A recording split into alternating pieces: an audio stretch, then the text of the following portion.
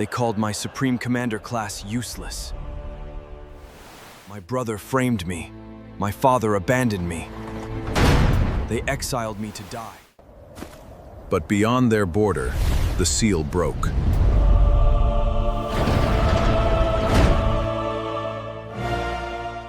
"500 tanks, 100 fighters, an entire military civilization, waiting for one command. Dragons ruled the sky. My wing commander taught them what missiles were. A demon queen came to reclaim her realm. Instead, she became my strongest ally. The heroes invaded. The kingdom attacked. Every victory taught them how to hurt us again. I did not return for their throne. I built something greater. Konan Marcellin. And beyond the world, something finally noticed me. The moment my class awakened the kingdom that had raised me as a prince, decided I deserved to die in the wasteland, golden letters appeared above the awakening crystal, bright enough to reflect across the polished floor of the Hall of Ascension. Class awakened Supreme Commander. For one breath, no one made a sound. Hundreds of nobles leaned forward from the galleries. Royal knights stood beneath the crimson banners of Thalvarin, while priests surrounded the crystal with their ceremonial staffs raised. The other hero candidates waited behind me, still glowing with the powers they had received during their own awakenings. Even I forgot to breathe. Supreme Commander. The name sounded powerful enough to make kings nervous. It sounded like a class meant to lead armies, conquer nations, and decide wars before they began. Then the remaining appraisal appeared. Class Type Command Authority. Personal Attribute Enhancement none detected. Class Granted Weapon Mastery none detected. Magic Affinity none detected. Active Combat Skills none detected. Recognized Military Subordinates none. Command Domain unavailable. Territorial Authority absent. A final sentence appeared beneath the others. Current classification non-combat. The hall remained silent for another second before someone behind me laughed. The sound was short, almost accidental, but it broke the tension. More laughter followed from the hero candidates, then from the noble galleries. Within moments, the entire hall had transformed my awakening into entertainment. I kept my palm pressed against the crystal. Something felt wrong. The appraisal claimed my class had granted me nothing, yet I could feel an immense pressure hidden beneath my ribs. It did not resemble mana. Mana moved through the body like warmth, electricity, or flowing water, depending on a person's affinity. This felt mechanical, silent, restrained. It was as though an enormous steel door had appeared somewhere inside my soul, and everything beyond it was waiting for a condition I had not yet fulfilled. I focused on that presence until pain formed behind my eyes. Nothing opened. High Priest Donavar approached the crystal and reread the appraisal. His long white brows lowered as though my class had personally offended him. Prince Konan has awakened a command-oriented class, he announced. However, the appraisal recognizes no army military subordinates, sovereign territory, direct combat enhancement, or accessible command domain. The laughter became louder. Darvin Quillen stepped out from the line behind me. Only minutes earlier, he had awakened as a Dragonbane champion. Silver armor had formed around his body, and a spear capable of piercing dragon scales now rested in his right hand. The nobles had shouted his name until the hall shook. Darvin had spent 6 years waiting for a day when he could finally stand above me. A supreme commander without soldiers, he said. Perhaps he can organize the servants. Several nobles clapped. Lisette Karen stood beside him in the white robes created by her sacred oracle class. I had spent nearly 2 years helping her translate the ancient language used in divine scripture. She covered her mouth, but not before I saw her smile. He could command the palace kitchens, she said. The cooks might surrender. That hurt more than Darvin's insult. When we first arrived in this world, Lisette had been 12 years old and terrified of sleeping alone. She would wake from nightmares calling for her parents, and I would sit outside her room until morning because neither of us understood enough of the local language to ask the priests for help. Now she laughed because a crystal had failed to give me a glowing weapon. I removed my hand from the appraisal stone and turned toward the royal platform. King Edren Marcellin sat beneath the banner of Thalvarin. For the last 3 years I had publicly called him father. He had once placed a royal cloak around my shoulders and told the court that merit could form bonds stronger than blood. He had praised my judgment, defended my adoption, and introduced me to visiting rulers as one of Thalvarin's greatest future protectors.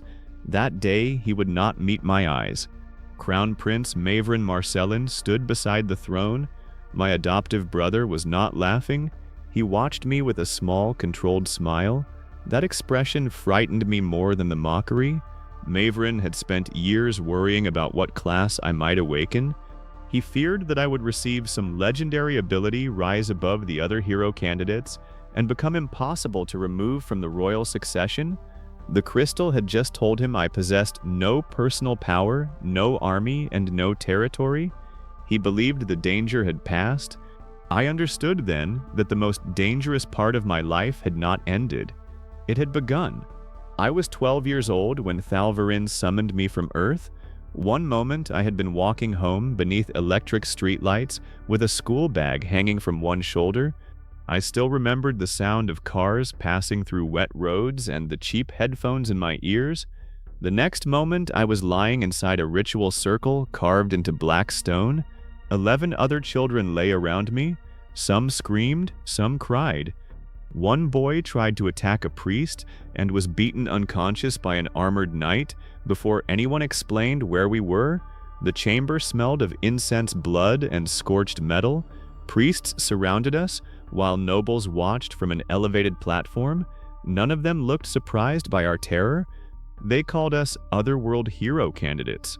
According to Thalvarin scholars, people born in this world developed inside fixed magical laws. Their classes' mana capacity and physical growth were influenced by bloodlines, inherited traits, and the limits placed on their souls at birth. Earth had no mana. Because our souls had formed outside those laws, we were not bound by the same restrictions. An otherworlder could awaken an ordinary class, but they could also receive something that had never existed before. That possibility made us valuable enough to steal. The kingdom's summoning records revealed another rule. Adults brought from Earth rarely survived long-term mana exposure. Their fully developed bodies and souls resisted the magical environment, leading to sickness, madness, organ failure, or death. Children between 10 and 13 had the highest survival rate. We were young enough to adapt and old enough to train. The priests called that fortunate. I called it efficient kidnapping. Thalvarin claimed the ritual had been necessary because another rift calamity was approaching. Dimensional wounds opened across the continent in repeating cycles. The smallest released packs of hungry monsters. Larger breaches produced flying predators, corrupted magical beasts, creatures resistant to ordinary spells, and enormous entities capable of breaking city walls. The oldest rifts had brought intelligent armies. Demon soldiers crossed into the world generations before our arrival. Some were destroyed, but others survived and conquered territory. They built fortified cities, raised families, established kingdoms, and crowned demon kings and demon queens. Not every demon territory was openly hostile. Some traded with humans or fought other demon rulers. Others treated human villages as livestock pens and sent armies through the borderlands whenever they needed slaves, sacrifices, or land. Royal scholars believed the next calamity would begin near our 18th birthdays. That gave the kingdom 6 years to turn us into weapons. The other candidates adapted in different ways. Darwin embraced the role immediately. He enjoyed being praised as a future hero and spent most of his time training with weapons. Paris Dane buried himself in archery until he could strike moving targets from hundreds of feet away. Lisette clung to the temple because divine magic gave her comfort. Nalia Fen became obsessed with healing after watching one of the candidates nearly die during mana adaptation. I studied everything. I did not do it because I loved Thalvarin. I did it because I had been trapped in a world where I understood nothing, surrounded by people who expected me to become useful before I became old enough to choose what usefulness meant. Learning was the only control available to me. I learned the language first, then I studied geography, law, politics, military history, economics, agriculture, medicine, engineering, magic theory, fortification, transportation, and battlefield strategy. I trained with swords because nearly every officer carried one. I practiced archery because monsters did not agree to fight at close range. I studied mana even though I possessed almost no talent for casting it. Whenever an instructor allowed me inside a military storehouse, I asked how much food a company consumed. When I visited the royal stables, I learned how quickly cavalry horses exhausted fodder. When I studied fortresses, I wanted to know where the water came from, how waste was removed, and how long the granaries could survive a siege. The instructors first considered me strange. Later, they began bringing me problems. At 13, I found an error in an official campaign map. A river crossing had been marked several miles north of its actual position, causing supply convoys to lose days searching for a bridge that did not exist. At 14, I reorganized an Academy winter convoy after heavy snow trapped half its wagons in a mountain pass. At 15, I stopped a fever outbreak inside the Eastern Barracks. That problem began with toilets. Nearly 800 soldiers lived inside the barracks. Their waste trenches had been dug uphill from a shallow well. Heavy rain carried contamination directly into the water supply. The officers blamed evil spirits. A priest blamed weak discipline. I blamed human waste entering drinking water. The barracks commander laughed when I demanded that the old trenches be filled, new latrines be dug downhill, drinking water be boiled, washing areas be separated, and waste crews be placed on a proper rotation. Wars are not won by discussing sewage, he told me. 3 weeks later, when his soldiers stopped vomiting and returned to training, he ordered every latrine under his authority rebuilt according to my instructions. The men began calling me the Little Marshal. I hated the nickname. The other hero candidates hated how often they heard it. Darwin was stronger than I was with a sword. Paris was a better archer. Lisette possessed more mana. Nalia understood healing beyond anything I could perform. I never denied their strengths. When Darwin defeated me during sword practice, I asked him how he had broken my guard. When Paris struck 5 moving targets in a row, I praised him and asked whether his method could be taught to military scouts. When Lisette struggled with a divine passage, I helped translate it. I believed cooperation would increase our chances of surviving the coming calamity. They believed I was making them look inferior. Royal instructors compared our progress openly. Nobles invited me to military discussions. Frontier officers requested copies of my supply reports. The more attention I received, the colder the others became. They never confronted me directly. They smiled during meals trained beside me and continued accepting my help. Their resentment remained hidden until the awakening crystal gave them permission to show it. King Edrin began considering my adoption after an attack on the Royal Academy. A storm damaged the Academy's outer wards during my 15th year. A pack of ashhounds entered the western grounds before the instructors could restore the barrier. The creatures were fast, aggressive, and hot enough to ignite dry wood by touching it. The combat instructors rushed toward the courtyard. Nearly 200 younger students remained trapped inside dormitories without evacuation orders. I did not kill a single ashhound that night. I organized everyone else. I divided the older trainees into groups, placed healers near the courtyard exits, sent kitchen workers for water and heavy blankets, and ordered loaded supply carts pushed into the narrow passage between the dormitories. When smoke filled the western hall, I crawled through it to reach 6 students trapped behind a fallen beam. An ashhound entered before we escaped. I threw a metal lamp into an empty classroom and struck the opposite wall with a chair until the creature followed the noise. Two knights reached it from behind and killed it before it could turn back. The official report praised the instructors for eliminating the pack. The students remembered who had gotten them outside. The servants remembered. The soldiers carrying the injured remembered. King Edrin summoned me 3 days later. He asked why I had given orders without holding military authority. I told him nobody else had been giving any. He stared at me for several seconds. Then he laughed. 2 months later, he adopted me into House Marcellin. The decision was political as much as personal. Thalvarin's wartime succession law allowed the king to nominate any legally recognized prince as emergency heir if the Council of Banners approved. Blood heirs held preference under normal circumstances, but the approaching rift calamity gave the crown greater freedom. My adoption did not place me above Mavrin. It made it possible for the king to choose me. King Edrin never promised me the throne. He did not need to. Nobles began discussing whether I might eventually lead the kingdom through the calamity. Knights compared my discipline with Mavrin's pride. Frontier soldiers openly said they preferred serving under me. Mavrin heard every rumor. During the adoption ceremony, he embraced me in front of the entire court. "You learn quickly, little brother," he whispered. At the time, I mistook it for praise. Standing beside the awakening crystal 3 years later, I finally understood that he had been measuring how quickly I became dangerous. The ceremony continued without me. Paris awakened as a storm marksman. Nalia received the class Radiant Lifebinder.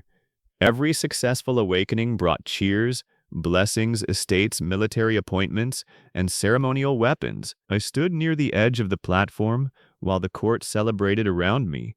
Nobody officially removed my rank that day. They did not need to. By dinner, my place at the royal table had disappeared. The following morning, half my personal guards were reassigned. The others received orders to remain outside my chambers instead of accompanying me. My access to military planning rooms was suspended pending a class review. The royal treasury froze my household funds. Courtiers who once stopped me in hallways suddenly became too busy to speak. 3 days were enough for admiration to become suspicion. Palace notices described Supreme Commander as a failed ceremonial class. Anonymous officials claimed I had manipulated instructors into exaggerating my accomplishments. A pamphlet circulating through the capital suggested that my interest in supply routes, troop movements, and fortress defenses had never been academic. According to the pamphlet, I had spent 6 years preparing to seize power. Someone was building a story. I visited the training yard on the second morning after my awakening. Knights who once greeted me by striking fists against their breastplates became fascinated by weapon racks, damaged straps, and distant walls. A few bowed reluctantly. Most pretended not to see me. Sir Uthric Pell stood beside the practice rings. He had trained me since my adoption. He was a broad, gray-haired veteran with a scar running across his chin and a habit of correcting people's posture, even during ordinary conversations. He watched me approach without smiling. "Your Highness," he said quietly. At least he still used the title. "Are you afraid someone will see you talking to me?" His jaw tightened. "I have a wife and 2 daughters. I know." His youngest daughter had nearly died from lung fever the previous winter. I had sat beside him outside the healer's room until sunrise. He was not protecting only himself. That made his silence understandable. It did not make it painless. "You taught me never to keep my weight on my back foot," I said. His eyes met mine. "I remember." "Then do not spend the rest of your life retreating." I left before he answered. Behind me, 2 younger knights began laughing. One wondered why a supreme commander needed sword training when he had no soldiers. The other suggested I command the wooden practice dummies. I recognized both voices. Months earlier, I had helped one of those men obtain medicine for his wounded brother. By the 3rd evening, the palace kitchens stopped sending meals to my rooms. A young maid named Elira entered through the servants' passage, carrying a bowl of stew bread and clean water. Her hands shook as she placed the tray on my table. "You could lose your position for this," I told her. "You stopped Steward Marrow from taking my sister." I remembered the case. The steward had purchased their father's debt and offered the younger girl a contract for domestic employment. The terms ensured she could never repay what she supposedly owed. It was slavery hidden beneath polite legal language. I enforced the law. No one else cared enough to read it. Alira glanced toward the door. They are telling the servants your class exposed your true nature. They say the gods denied you power because you intended to betray the king. The gods work quickly when palace officials write their statements. A faint smile touched her face before disappearing. Prince Mavrin's secretary ordered documents removed from your frontier office. My hunger vanished. What kind of documents? Supply reports? Letters from officers? Border maps? My cousin works inside the archive. She saw sealed boxes taken to the crown prince's private wing. A powerless prince did not need to have his records removed. Someone planning to alter those records did.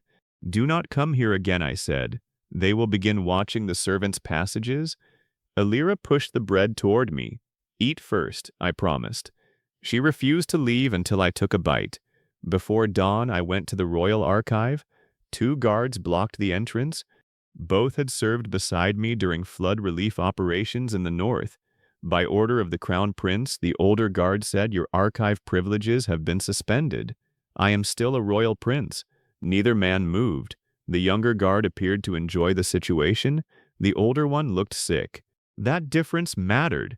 Tell Mavrin I know records were removed from my office. The younger guard's expression shifted for less than a second. It was enough. Mavrin agreed to meet me within the hour. He received me inside a minor council chamber rather than his private rooms. 2 royal guards stood beside the door, and a secretary sat at the table with an open ledger. My brother wanted witnesses. He also wanted me to understand that he no longer considered me family. Mavrin wore the crimson uniform of the Crown's First Legion. He had never commanded the Legion during a real battle, but he enjoyed wearing its medals. Konan, he said, I heard you caused trouble at the archive. My records were removed. Royal records belong to the Crown. They were removed immediately after my awakening. An administrative review. Inside your private wing? The secretary's pen stopped. Mavrin's smile narrowed. You should be resting. The ceremony must have been humiliating. My class is my concern. Your class is called Supreme Commander. The appraisal also said I command no one. That is what the crystal currently says.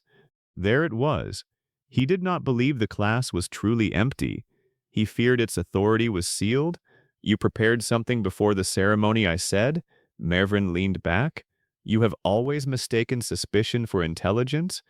You removed my guards, froze my accounts, restricted my military access, and seized correspondence without presenting an accusation. You spent years building relationships with frontier officers. I served the frontier. You made soldiers admire you. I treated them like human beings.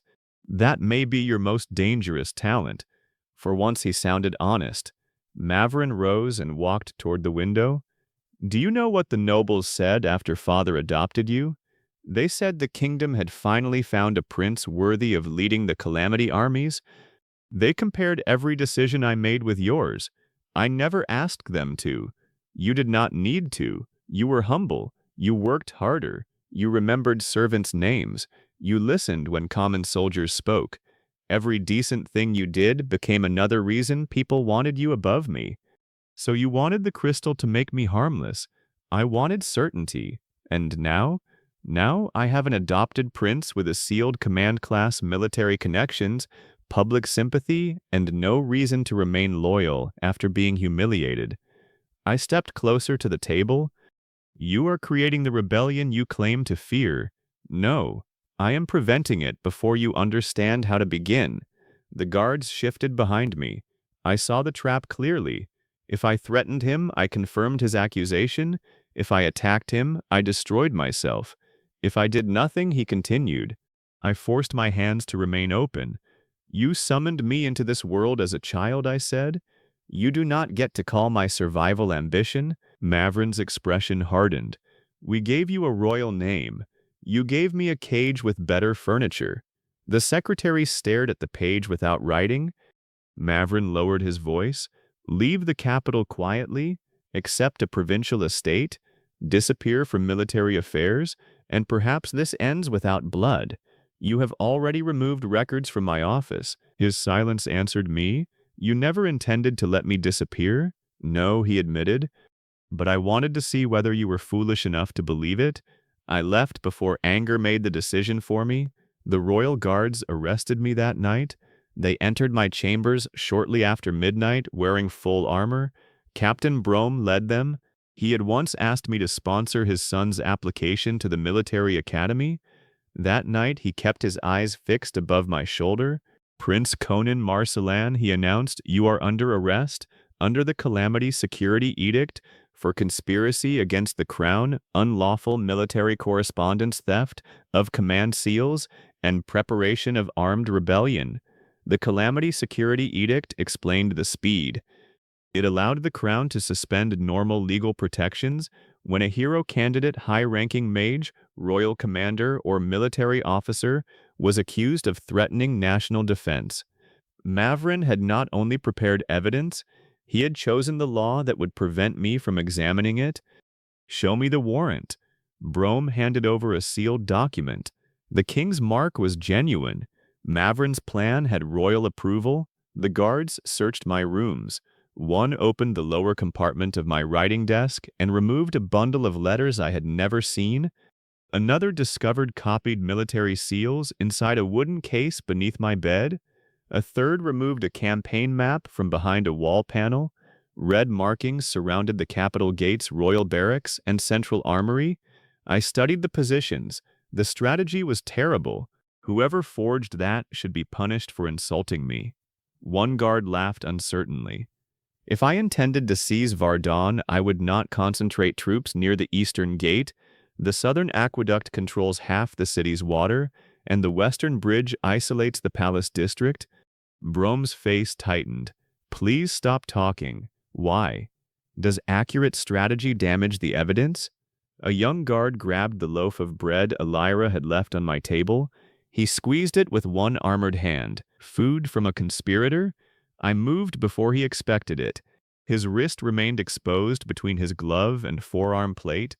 I trapped it, turned sharply, stepped behind his balance, and drove him against the wall. His helmet struck the stone. I released him before the others drew their swords. The maneuver worked because he had been distracted, arrogant, and unprepared. Against a knight expecting resistance, I would not have controlled him so easily. I am cooperating, I said. Leave the bread. Brome ordered him to put it down. That was the final order anyone obeyed for me inside the palace. They locked me beneath the western tower. The cell contained a narrow bed, a waste bucket, and a drain clogged badly enough to make breathing unpleasant. The kingdom still had not learned enough about sanitation. I spent 2 nights there before the tribunal. During that time, Mavrin controlled the story. Guards passing my cell repeated the rumors spreading through the capital. I had planned to seize the throne before awakening. I had recruited frontier officers through secret supply orders. My class name proved that I had always believed myself destined to command the kingdom.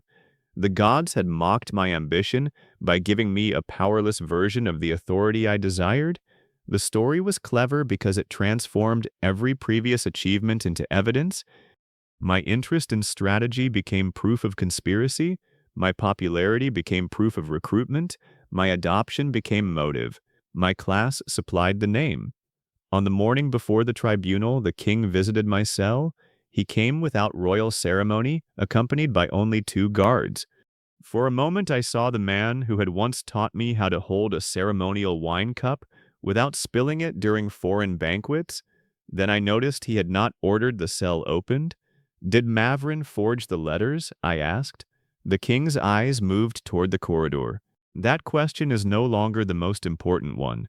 It is the only important one. No. The important question is what happens if the court believes you. I gripped the bars. You know the evidence is false. I know parts of it are uncertain. That is a coward's answer. His face tightened, but he did not leave.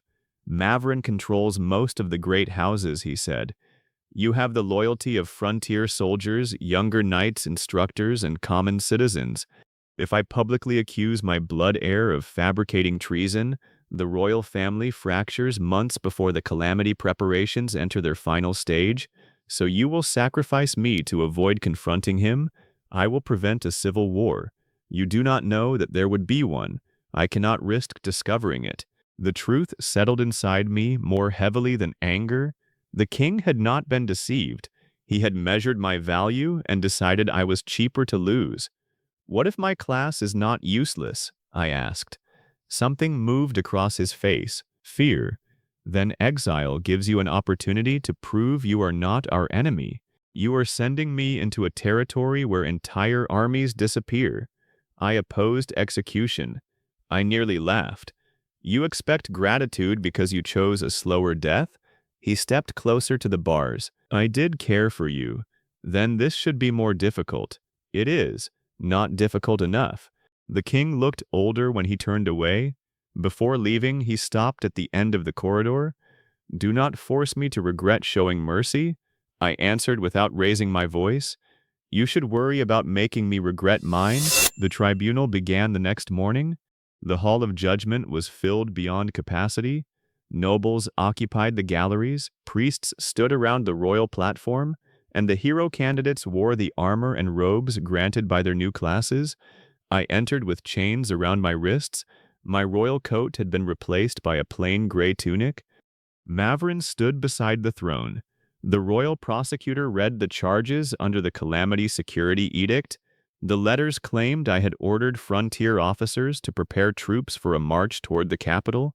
Copied command seals had been found in my chambers. The map showed proposed seizure points.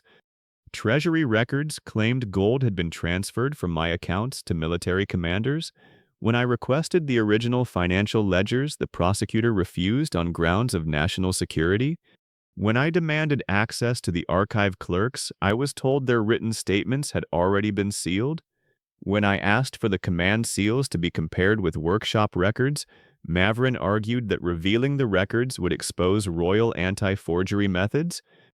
The judges accepted every refusal. The king watched without expression. Darwin testified first. He told the court that I had always been obsessed with command. He described academy exercises as attempts to control the other candidates and claimed I resented anyone who refused to follow my plans.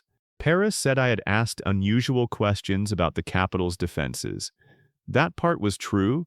I had asked them during lessons ordered by the crown. Context disappeared whenever it might help me.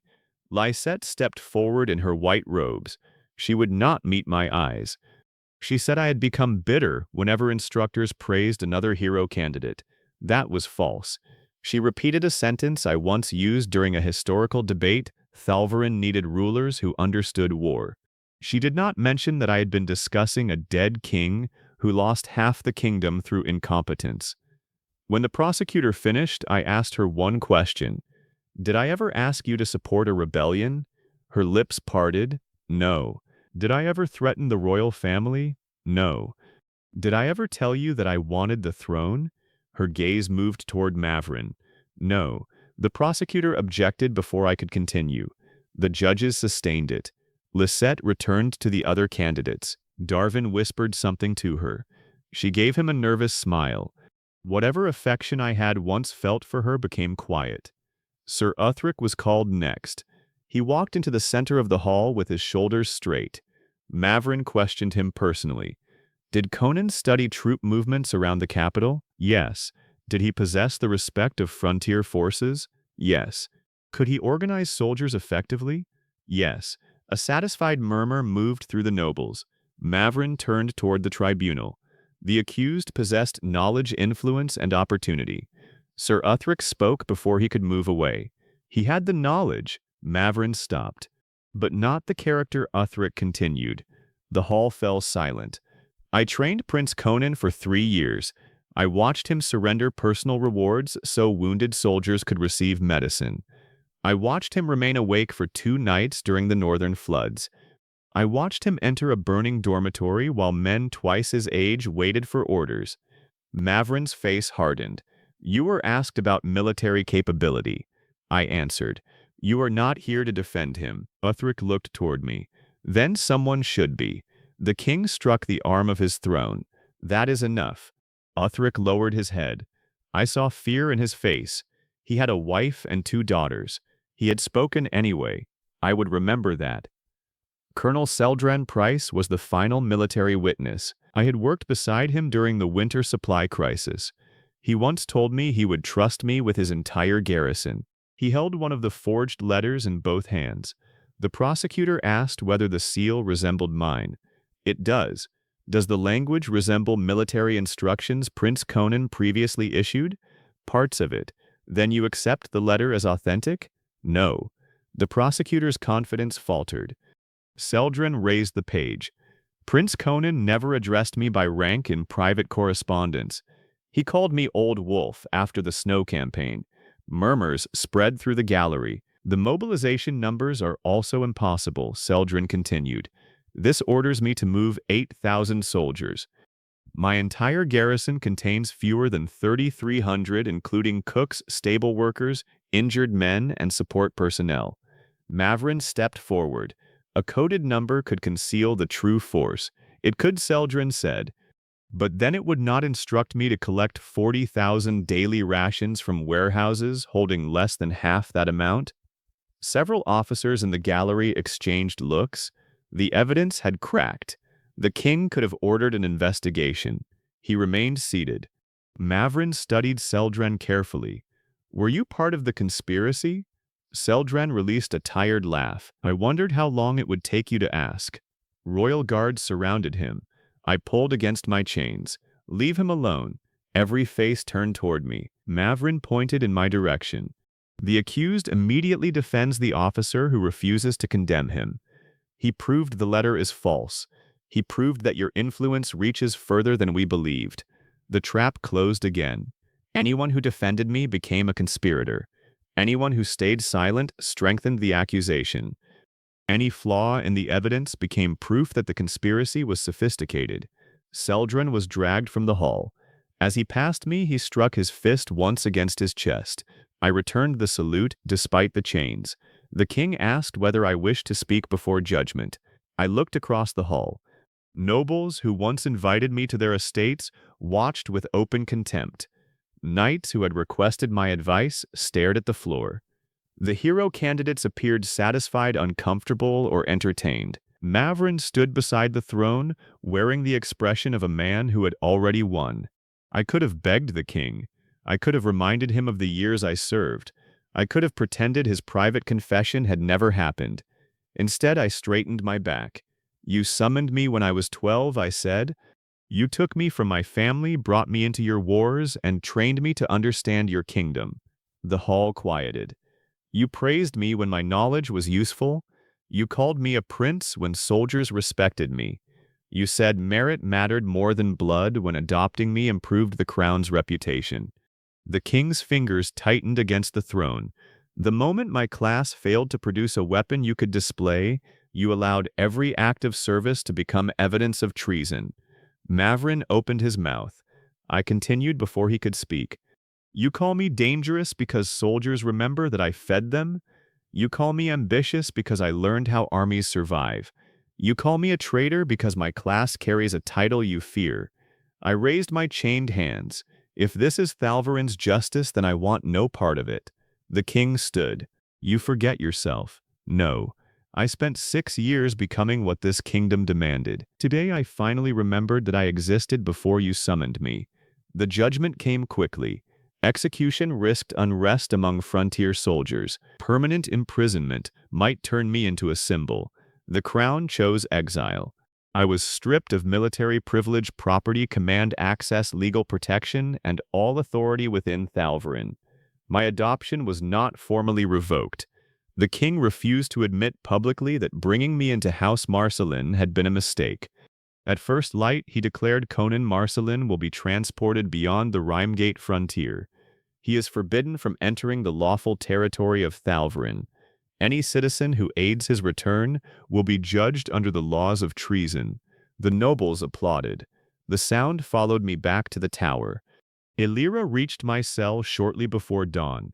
A bruise darkened her cheek, and one sleeve of her dress had been torn. What happened? They questioned the servants. Because you brought me food? Because they wanted someone frightened enough to talk. She placed a bundle beside the bars. It contained dried meat, hard bread, a water skin, flint bandages, a sewing kit, soap, and a plain traveling cloak. The soap nearly made me smile. You remembered sanitation. You complained about it often enough. Her voice broke at the end. You cannot stay in the palace. My sister is still here. Of course she was. Mavrin understood how to keep people obedient. I will return, I told her. Alira wiped her eyes angrily. Do not promise that because you think I need hope. I am promising because I need it. She pushed the bundle through the bars. Sir Uthric sent a message. What did he say?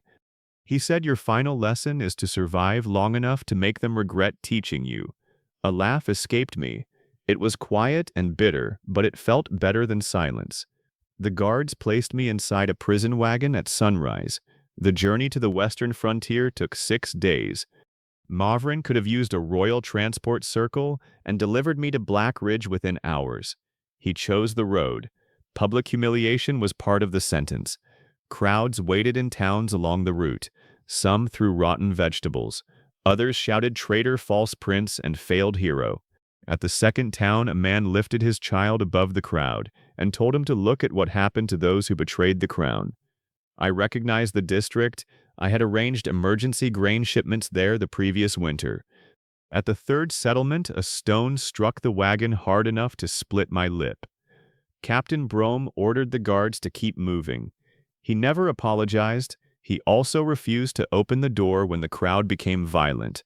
I could not decide whether that made him decent or merely ashamed.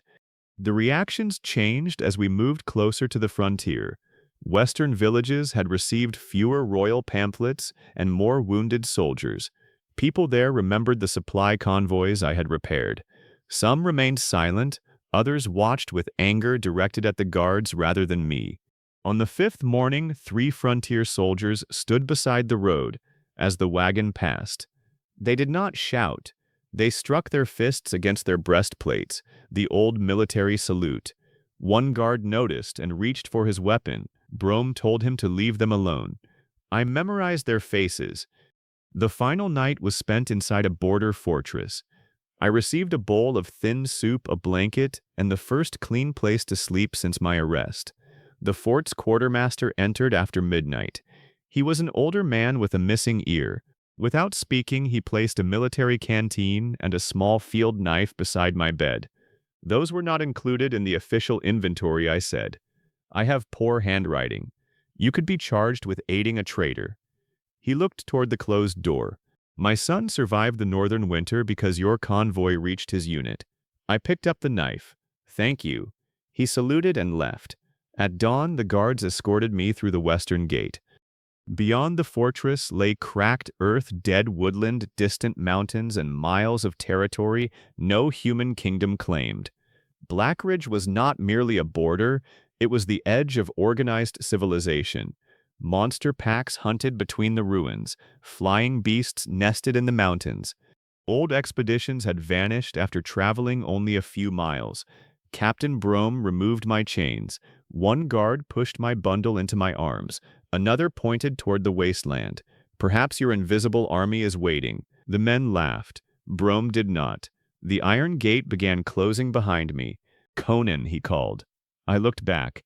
His face tightened as though an apology had reached his throat and become trapped there. Survive, he said. The gate slammed shut. Locking bars dropped into place. I stood alone outside the kingdom that had summoned me, trained me, adopted me, praised me, condemned me, and discarded me.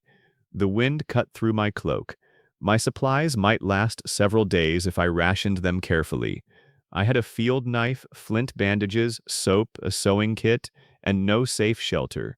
Something large moved between the dead trees ahead. I tightened my grip on the knife. Supreme Commander, I muttered.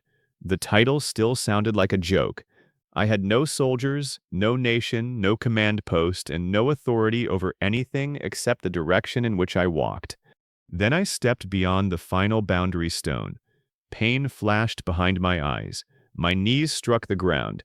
A cold voice spoke inside my mind. Foreign sovereign authority removed. The pressure beneath my ribs surged upward. Sovereign free territory detected. The locked presence inside me opened. Information flooded through my thoughts: firearms, armored vehicles, aircraft controls, logistics networks, close combat systems, construction doctrine, medical operations, radar coverage, fuel consumption, ammunition management, and thousands of other concepts moving too quickly to understand. My hands began trembling. The system was not merely showing me weapons, it was placing an entire military civilization within reach. A second message appeared: Supreme Commander class restrictions released. The ground beneath me began to tremble. Dust rose from the wasteland. Far beyond the dead trees, enormous lights appeared beneath the earth, as though an entire buried city had awakened. Then the system addressed me by the title the kingdom had mocked. Welcome, Supreme Commander Konan. The first expeditionary army awaits deployment. 18,000 lives. The first expeditionary army awaits deployment. I remained on my knees beyond the final boundary stone of the Rhymegate frontier while the wasteland trembled around me. Pale lines spread through the cracked earth in every direction, forming an enormous geometric network beneath the soil. The light passed under dead trees, abandoned ruins, and distant hills without damaging them. It felt as though something buried beneath the world had recognized my presence and begun waking up. Information poured into my mind faster than I could organize it. I suddenly understood how firearms cycled ammunition, why modern tank armor used several protective layers, how radar measured distance, and how military aircraft balanced lift, thrust, weight, and drag. Knowledge of battlefield medicine, runway operations, encrypted communications vehicle recovery, fuel contamination, ammunition storage, and military engineering settled into separate parts of my memory. Close combat knowledge arrived with it. I understood the practical principles behind Krav Maga, Muay Thai, boxing, wrestling, Brazilian Jiu-Jitsu, Kizi, defensive methods, knife retention, firearm transitions, and military room clearing procedures. I knew where vulnerable joints were located, how to control distance, and why particular movements succeeded or failed. My body had not transformed enough to perform all of it perfectly. Knowledge could teach me the mechanics of a proper elbow strike.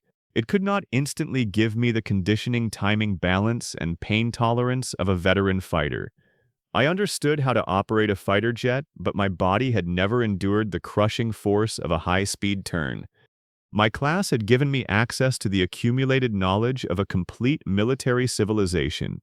It had not turned me into an invincible machine. A transparent screen appeared before me. Modern warfare sovereignty system recognized authority: Supreme Commander Konan, Marcelin, sovereign territory unnamed, recognized civilian population 0, recognized military population 0, founding army package available deployment, requires authorization from the Supreme Commander. A warning appeared beneath it. The founding army package may be deployed only once. Personnel created through the package are permanent living humans. Equipment, ammunition, fuel, infrastructure, and supplies cannot be restored without cost. All future expansion requires territory, population, food, housing, resources, industrial capacity, military credits, training time, and medical support. I read the warning twice. It was the first thing the system had shown me that made its power feel believable. An infinite army would have reduced every battle to a game. If a dead soldier could be replaced without consequence, then command would become nothing more than moving pieces across a board. Fuel, medicine, spare parts, recovery, and sacrifice would stop mattering. This system offered overwhelming power. It did not protect me from responsibility. Show me the complete package. The display changed. Founding personnel, total founding population, 18,000. Mechanics, engineers, medical and logistics personnel, 4,000. Construction personnel, 2,000. Airbase and communications personnel, 1,000. Scientists and industrial specialists, 500. Administrative and agricultural specialists, 500. Total founding population, 18,000. A second section appeared beneath the first. Founding military assets: 500 main battle tanks, 200 attack helicopters, 100 fighter aircraft, 30 strategic bombers, integrated mobile air defense network, counter-magic detection package, construction and recovery vehicles, fuel refinery blueprint 1. Operational military airbase. I stared at the numbers until they stopped feeling real. 500 tanks did not mean 500 tanks could charge into battle immediately. Each vehicle needed a trained crew, ammunition, fuel maintenance, communications, spare parts recovery vehicles, and commanders who understood how to use it. 200 attack helicopters required pilots, weapons, officers, ground crews, armorers, refueling teams, and replacement components. Fighters and strategic bombers demanded even more support. 18,000 people could not operate every vehicle at once, while also defending the base, maintaining infrastructure, treating casualties, preparing food, managing air traffic, and building an industrial nation. Most of the equipment would have to remain inside protected reserve storage until our population expanded. The system was not giving me 500 active tanks. It was giving me the military foundation of a future empire. I rose carefully and collected the field knife and bundle Alira had given me. The pressure inside my head settled into organized layers, allowing me to focus without feeling as though my skull might split apart. Display suitable deployment zones. A circular map formed above the ground. The system had scanned approximately 30 miles around me. It marked changes in elevation, underground water mineral concentrations, ruins, magical disturbances, monster trails, soil quality, and possible aircraft approaches. The broad plateau southwest of my position offered the best balance. It stood 3 miles beyond Thalvarin's Rimegate fortress, far enough outside the kingdom's legal territory that the crown could not claim I had built on its land. Stable bedrock lay beneath it, and a deep freshwater aquifer ran under the eastern edge. The open southern plains offered safe aircraft approaches, while the mountains to the north could support future defensive stations. The soil was damaged, several underground structures remained unexplored, and large creatures had recently crossed the area. It was still the best location available. Deploy the founding package on the southwest plateau. Confirm permanent deployment? Yes. The world changed. Glowing lines surged toward the plateau. Dead trees inside the selected area sank carefully into the ground rather than exploding apart. Loose stone, ruined masonry, and usable soil were separated and moved into organized storage zones. The earth flattened in broad sections. Dark perimeter walls rose, first formed from thick composite panels that locked together without visible gaps. Guard towers appeared at calculated intervals, followed by vehicle gates, emergency exits, protected firing positions, and observation stations. 4 runways extended across the plateau. The longest could support fully loaded strategic bombers. Parallel taxiways connected the runways to hardened aircraft shelters, maintenance hangars, emergency response stations, refueling points, and underground ammunition magazines. Living areas followed. Barracks appeared in organized blocks, each connected to toilets, showers, laundry rooms, ventilation, climate control, fire alarms, and recreation spaces. Mess halls rose beside industrial kitchens, refrigerated warehouses, bakeries, dry food storage, and clean water stations. Underground pipes connected every building to separate networks for drinking water, sewage storm runoff, industrial chemicals, and aviation waste. Deep wells reached the aquifer, while purification plants began testing the water. The system had not treated sanitation as an afterthought. Wastewater facilities appeared beyond the residential zone, far from wells and kitchens. Human waste would pass through biological and chemical treatment before safe disposal or agricultural reuse. Hazardous material from hospitals, laboratories, workshops, and fuel areas entered separate containment systems. I watched an entire sewage network form beneath the base and felt an unreasonable amount of satisfaction. Thalvarin could summon children from another world, create enchanted weapons, and build towers that floated above its capital, yet many of its soldiers still drank from wells contaminated by their own waste. My first military city would not lose a war to diarrhea. Power stations rose near the northern wall. Some used conventional stored fuel, while others contained empty conversion chambers, designed to accept magical crystals once we discovered compatible types. Fuel farms appeared inside reinforced containment barriers. They stood far enough from residential buildings and aircraft shelters that one explosion could not destroy the entire base. Ammunition bunkers formed underground beneath thick soil and composite armor. Hospitals, pharmacies, dental clinics, rehabilitation rooms, isolation wards, morgues, fire stations, classrooms, laboratories, communication centers, weather stations, radar towers, workshops, repair garages, spare parts warehouses, command buildings, and emergency shelters filled the remaining space. Beds needed sheets. Kitchens needed ventilation and grease traps. Aircraft crews required quiet rooms where they could sleep between missions.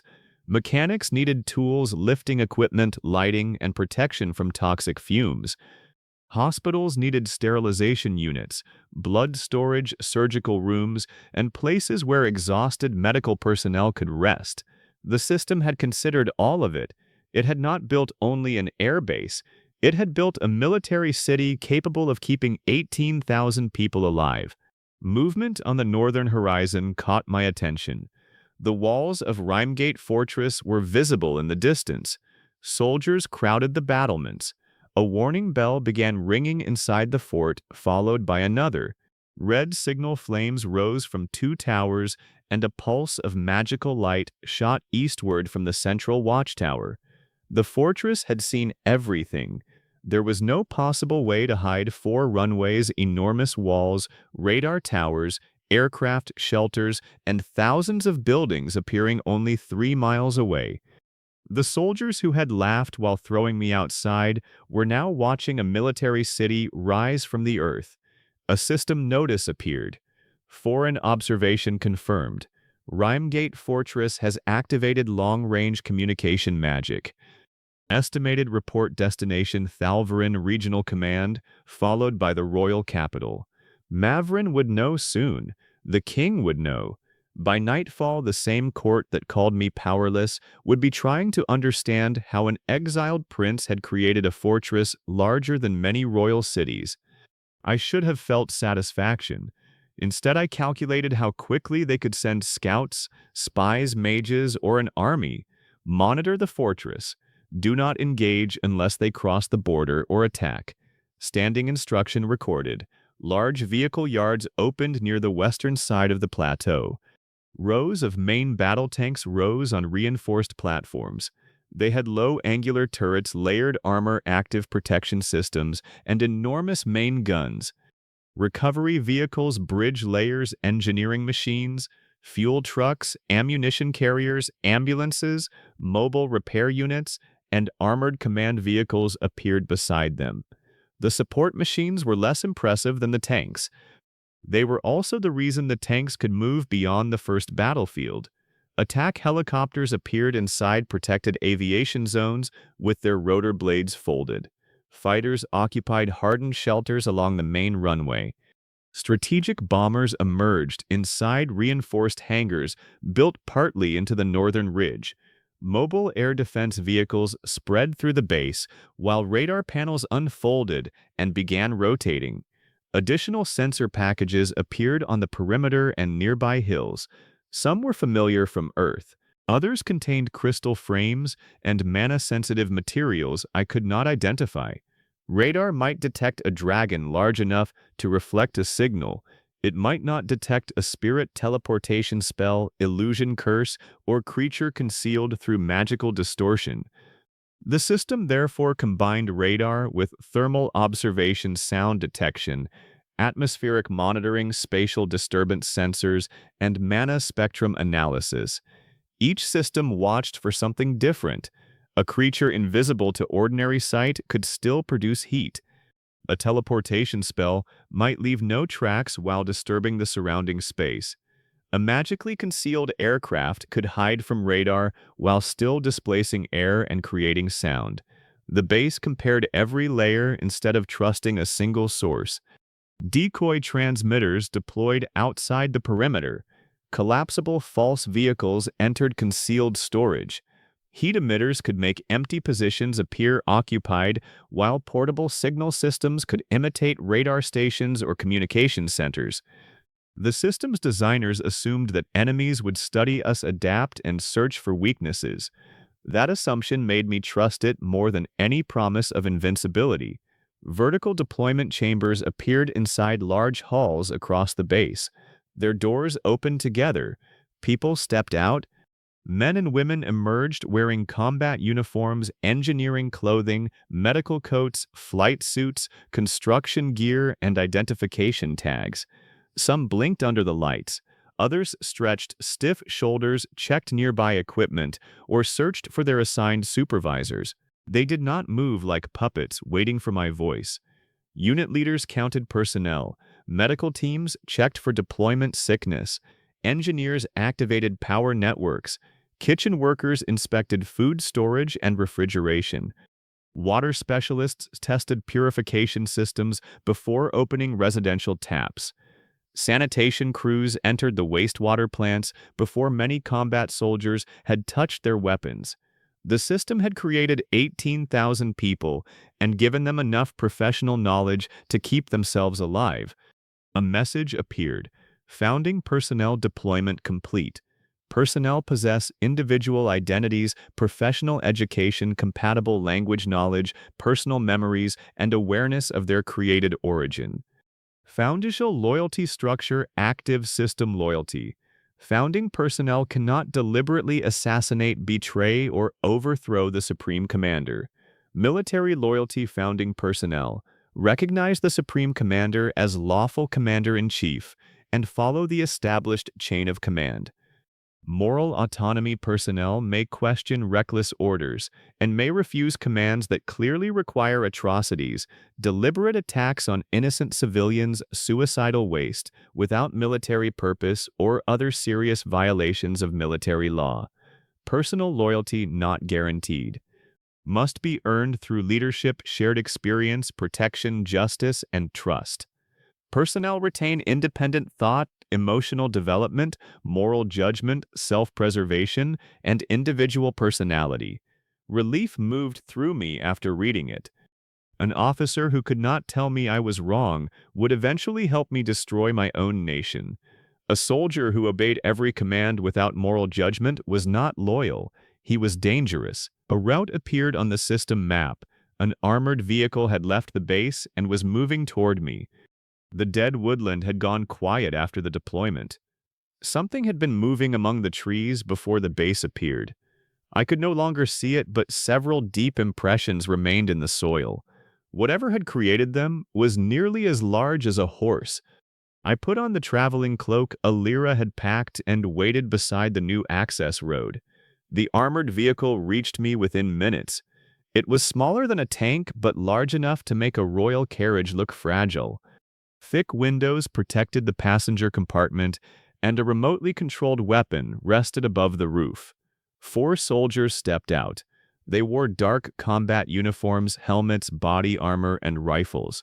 Their movements were controlled, but their eyes showed awareness rather than emptiness. One scanned the tree line. Another checked the nearby ridge. The youngest glanced at me twice before returning his attention to the surroundings. The oldest soldier approached and struck his fist against his chest. Supreme Commander. The others repeated the salute. Hearing the title spoken by living people affected me differently from seeing it on a screen. Thalvarin had used it as a joke. These soldiers spoke it as a fact. The officer introduced himself as Major Thomas Redden of Special Operations Command. He had short black hair, a narrow scar beside his mouth, and the expression of a man who expected every shadow to contain a threat. He handed me a dark military coat. We were assigned to secure you and escort you to Founding Base 1. I studied his face. You know who I am? Yes, Supreme Commander. What do you remember about your own life? Redden took several seconds before answering. The other soldiers continued watching the surrounding terrain, although I could tell they were listening. I remember military schooling officer training, field exercises, survival courses, and the people assigned to my unit. I remember preparing for deployment inside a system-created military society. I understand that those memories were constructed to give me a complete identity. You know you did not physically live those years. Yes. Do you remember Earth? I possess historical and military knowledge of Earth. I did not personally live there. Do you have parents or family waiting somewhere else? His expression barely changed, but the pause mattered. I remember people who filled those roles in my foundational memories. I understand that no living parents are waiting for me beyond this territory. I looked toward the soldiers behind him. One woman lowered her eyes. Another man tightened his grip on his rifle. How do you feel about that? I asked. Redden looked toward the distant base. I have been alive long enough to understand the question. I have not been alive long enough to know the answer. That response told me more than the system explanation had. He was a human being confronting the fact that his memories were older than his body. I put on the coat. It fit perfectly. The uniform was simple and dark, with a silver command emblem on the collar. The words Supreme Commander were stitched above the left breast. I stared at the title. Redden followed my eyes. Is there a problem with the uniform? On Earth, men standing near missiles while using that title usually appeared on international news for uncomfortable reasons. The youngest soldier nearly smiled. Redden remained serious. We can remove the stitching? No. The kingdom already mocked the name. I might as well make everyone else learn to respect it. That earned the smallest change in Redden's expression. It was not quite a smile. I entered the armored vehicle. A rifle rested inside a secured rack beside my seat. The moment I touched it, the class knowledge identified every major component. I understood how to load it, clear it, disassemble it, and correct common malfunctions. I checked the chamber carefully and raised the weapon. Redden watched my grip. You understand the rifle? My class provided the procedure. Your support wrist is too loose. He leaned forward and adjusted my hand. The weapon immediately felt more stable. You just corrected the Supreme Commander? Yes. Good. Continue doing that when necessary. His eyes narrowed slightly. Many commanders say that before their first disagreement, then wait until the first disagreement before deciding whether I meant it. That answer appeared to satisfy him more than another speech would have. The vehicle passed through the main gate. 2 sets of armored barriers protected the entrance. Guard posts overlooked the approach, while concealed weapons tracked us until the identification network confirmed our clearance. Inside the walls, the base had already become active. Military trucks moved through marked lanes. Mechanics opened vehicle panels. Construction teams inspected newly formed buildings for deployment defects. Soldiers carried bedding, communication equipment, medical supplies, and personal bags between facilities. Nothing operated perfectly. One residential block lacked hot water because a valve controller had failed. A mess hall redirected its first meal service after 2 industrial ovens refused to activate. Engineers closed part of a water network after a pressure test revealed a weak connection. The system had created a functional base. It had not created a place where nothing ever broke. We passed a sanitation team opening a sewer access panel. I watched them longer than I watched the tanks. Redden noticed, "You are interested in the wastewater system.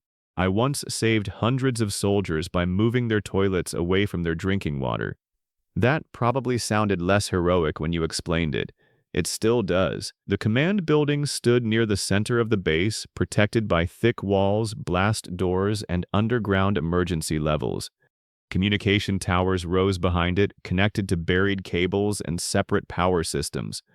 If the visible structure was destroyed, command operations could continue beneath it. The armored vehicle stopped under a protected entrance. A group of senior officers waited outside. They differed in age, height, appearance, and uniform. Some wore combat gear. Others wore flight suits, medical coats, engineering clothing, or administrative dress. They saluted as I stepped out. Supreme Commander, the combined greeting struck me harder than I expected. I had stood before noble councils and military academies without losing my composure. Facing officers created specifically to serve beneath my authority felt different. The system had already made me important to them. I had done nothing to deserve that importance yet. A tall man in his late 40s stepped forward.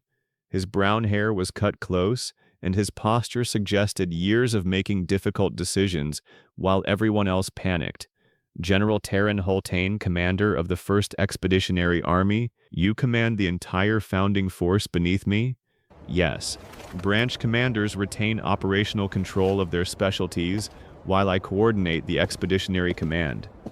A woman in a dark flight suit approached next, Wing Commander Sabine Korda, Air Combat Command. She was tall and athletic with dark hair cut above her shoulders. Her expression remained professional, but her eyes studied me with open curiosity. She saluted. Supreme Commander, you expected someone different? I asked. I expected the man identified by the system.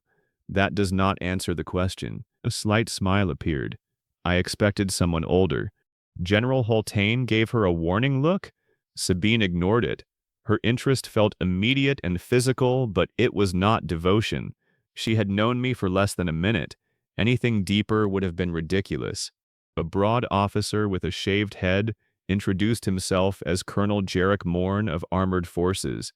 His expression suggested that tanks were the natural answer to every military problem. Brigadier Maura Keen commanded logistics and sustainment. She carried a tablet filled with reports and looked at me as though I were another resource that might require careful management.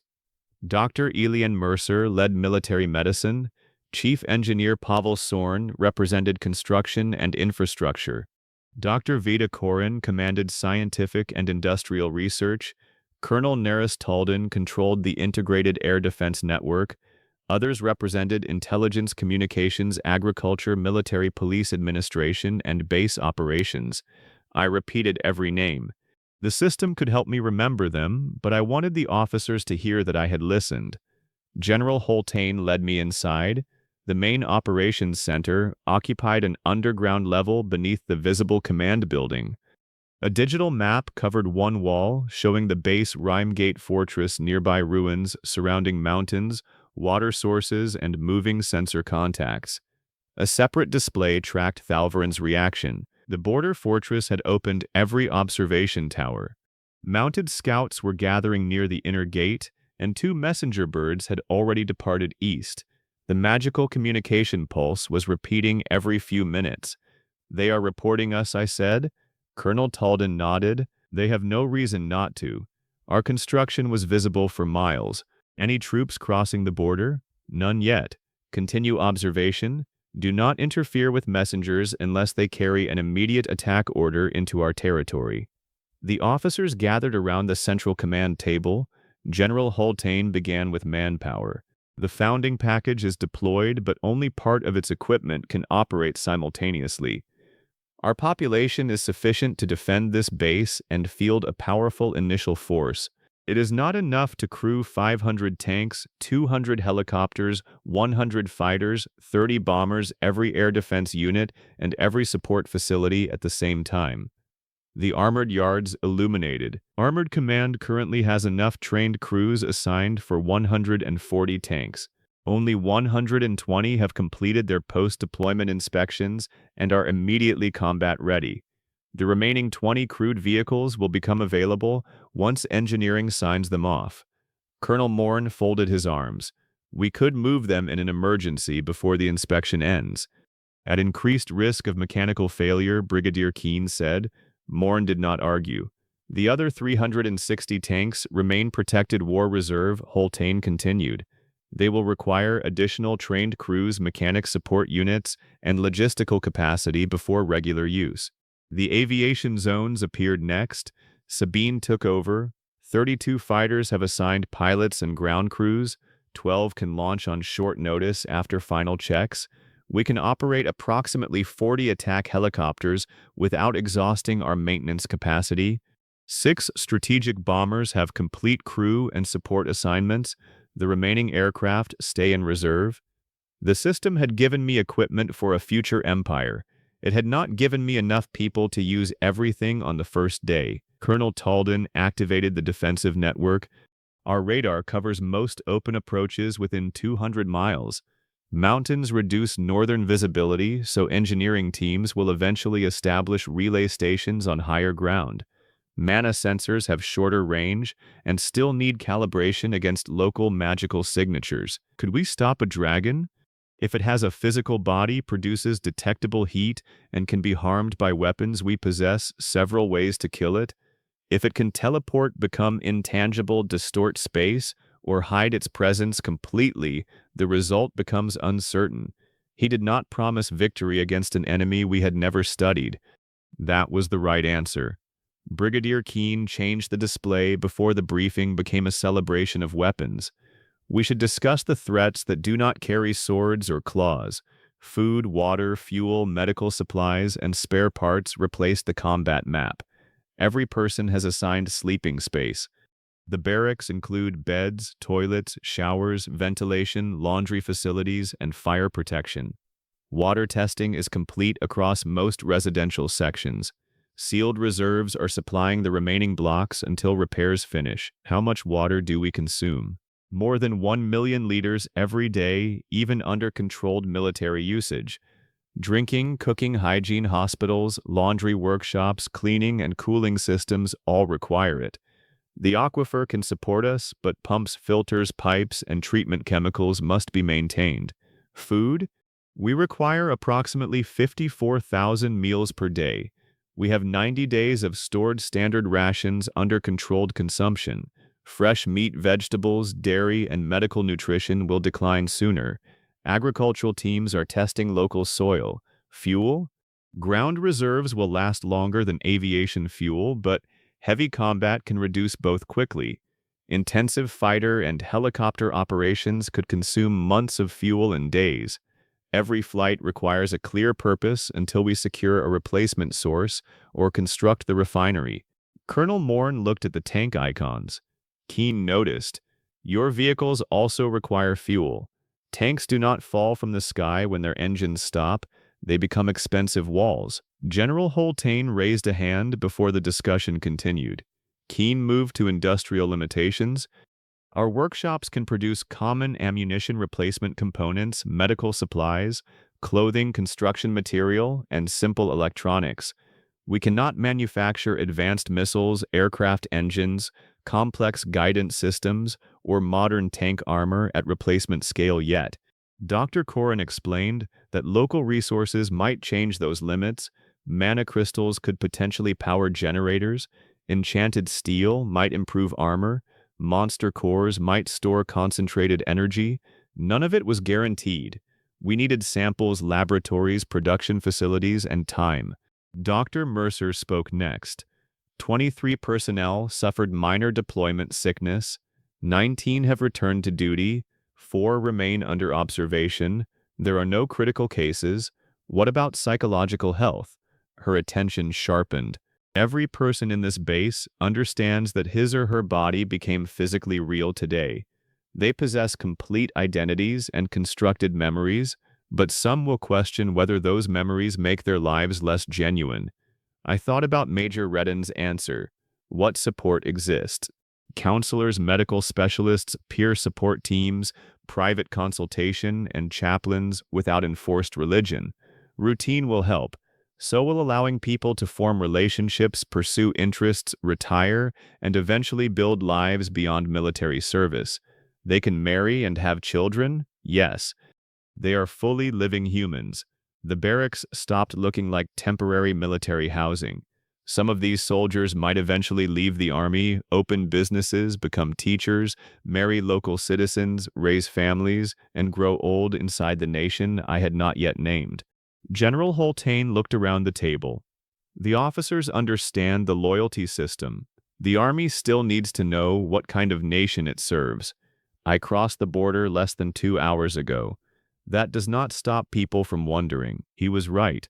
The system had defined my authority. It had not defined my values. I remembered Thalvarin's tribunal. King Edrin knew the evidence was false and sacrificed me because confronting his biological son was politically inconvenient. Mavrin transformed kindness, competence, and loyalty into proof of treason. I will not rebuild Thalvarin here, I said. The room quieted. Rank will carry responsibility. It will not give anyone permission to abuse those beneath them. People will not become property because they were summoned, created, rescued, conquered, or born into the wrong family. Brigadier Keen stopped writing. We will follow military law, protect civilians, reward merit, and punish corruption. I will not waste lives to protect my pride. I will not order massacres because an enemy ruler hides behind innocent people. Major Redden watched me carefully. If I issue a reckless order, challenge it. If I order an atrocity or demand lives be thrown away without military purpose, refuse it. General Hultain studied me. You understand what you are saying? Yes. System loyalty protects me from betrayal. It does not give me the right to become a monster. Keen resumed writing. What did you record? I asked. That the Supreme Commander claims to welcome lawful refusal? Claims? You have held the position for less than 1 day. Personal trust requires evidence. Her answer reassured me. Keep the wording. General Hultain connected the operations center to every active screen and communication system across the base. My image appeared in mess halls, barracks, workshops, hangars, medical wards, guard stations, and control rooms. I saw myself on the monitor. Dust covered my hair. My split lip had dried badly. The military coat concealed most of the prisoner's clothing beneath it, but I did not resemble the ruler of a new nation. Sabine stepped closer and adjusted my collar. Her fingers remained there for a moment before she moved away. You look like someone tried to kill you. They did. Then the appearance is honest. The broadcast indicator activated. 18,000 people waited for me to speak. My name is Konan Marcellin, I began. Less than 2 hours ago, I was an exiled prisoner, standing alone outside the border of a kingdom that expected the wasteland to kill me. The operations center became still. The system recognizes me as your supreme commander. It created your bodies, gave you training, and placed you inside my chain of command. That does not make your lives mine to waste. I looked directly into the camera. You are not pieces on a board. You will eat, sleep, bleed, become afraid, form friendships, disagree, marry, raise families, and decide what this nation becomes. Some of you may eventually leave military service and build lives that have nothing to do with war. Several officers exchanged glances. I cannot promise that everyone will survive.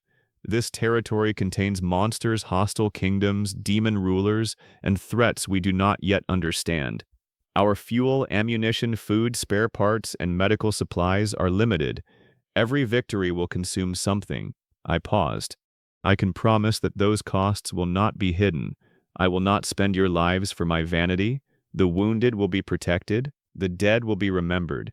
Merit will matter more than birth. My throat tightened when I remembered the ritual chamber that had stolen me from Earth. I was summoned into this world as a child, and told that my life belonged to the kingdom because its ritual brought me here. I reject that belief. The system created your bodies, but it does not own your future. I do not own it either.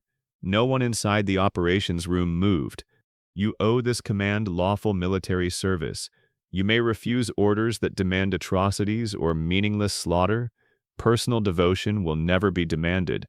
I will earn whatever loyalty I deserve. I ended with the simplest truth I possessed. This base is our beginning. Protect it, improve it, and make it worth surviving for. The broadcast ended. A system message appeared. Average personal loyalty increased to 9%. One speech could create hope. It could not create love. That was exactly how it should work. Sabine released a quiet breath. You speak well. I had 6 days inside a prison wagon to think. Her eyes remained on me slightly longer than military necessity required. The attraction was obvious. It was also only attraction. General Hultain returned to the command table. We should establish the immediate defense plan. The 1st Expeditionary Army divided the surrounding territory into 3 security zones. The inner zone covered the base. The 2nd extended 10 miles outward through armored patrols, observation stations, motion sensors, and concealed cameras. The 3rd relied on radar mana detection reconnaissance aircraft and future intelligence networks. Construction crews prepared fortified observation posts using armored engineering vehicles. Every patrol carried medical supplies, emergency beacons, and enough provisions to remain isolated if the return route became blocked. Counter-teleportation emitters activated around the command center, hospital, fuel farms, ammunition bunkers, power stations, and water facilities. They could not stop every form of spatial magic, but they could detect known disturbances and make protected zones difficult to enter directly. I wanted to accompany the 1st patrol. Major Redden refused immediately. My class gave me combat knowledge, I told him. Your body has not completed firearms qualification. I know how to use the rifle. You know the procedure. That is not the same as responding correctly while something is trying to kill you. General Holtain made no attempt to overrule him. What do I need before leaving the base? A medical examination, armor, fitting communications training, weapon qualification, emergency extraction plan, and an escort familiar with your abilities. You intend to keep me behind the walls. I intend to prevent the nation from losing its supreme commander because he wanted to inspect the 1st monster track personally. His argument was correct, which made it irritating. Schedule the training. Redden nodded. Brigadier Keen brought me a meal while the staff continued working. The tray contained rice, vegetables, grilled meat, bread, and water. I still have food from the prison wagon. That bread spent 6 days beside an unwashed prisoner. I was the prisoner. That does not improve it. She placed the tray in front of me. The medical staff also recommends sleep. How much? 7 hours tonight. I have an army to organize. You will organize it badly if exhaustion destroys your judgment. I looked toward General Holtain. He offered no rescue. 6 hours. 7, 6.5. Keen considered it, accepted for tonight. Sabine watched from the opposite side of the table. The Supreme Commander has been in power for 2 hours and logistics already controls his bedtime. Keen did not look up.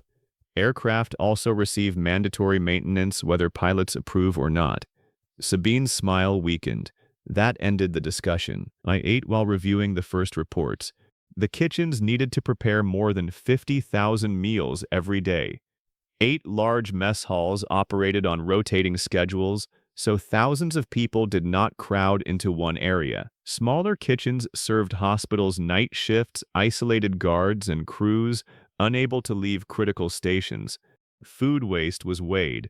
Refrigeration temperatures were monitored. Cooking oil was recycled where safe. Personnel working near engines, runways, and high-temperature equipment received additional water and electrolytes. The meal tasted ordinary. That made it comforting. That morning, I had expected to eat dried meat alone while waiting for monsters. Now thousands of people were eating inside a city that had not existed before sunrise. Agricultural specialists collected soil samples beyond the walls. Initial tests showed low biological activity, mana contamination, and traces of toxic minerals. The land was not permanently dead, but farming would require soil treatment, irrigation, protected greenhouses, clean seed stock, and possibly magical assistance. Food would become a strategic objective long before the stored rations disappeared. The first external patrol left during the afternoon. 6 large creatures had been circling the dead woodland south of the base.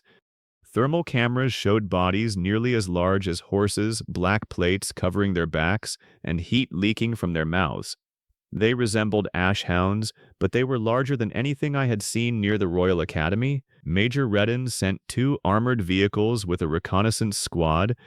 A medical team waited near the southern gate while Dr. Konan requested a specimen if capture did not place soldiers at unnecessary risk.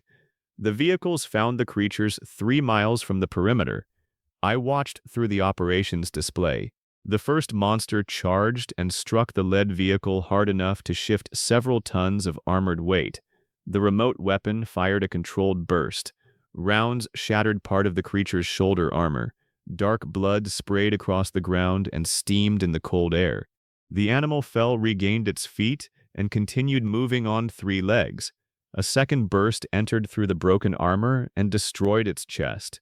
2 more attacked from the sides. The vehicles separated and forced them into open ground where the gunners could engage without risking friendly fire. The patrol killed 4 creatures.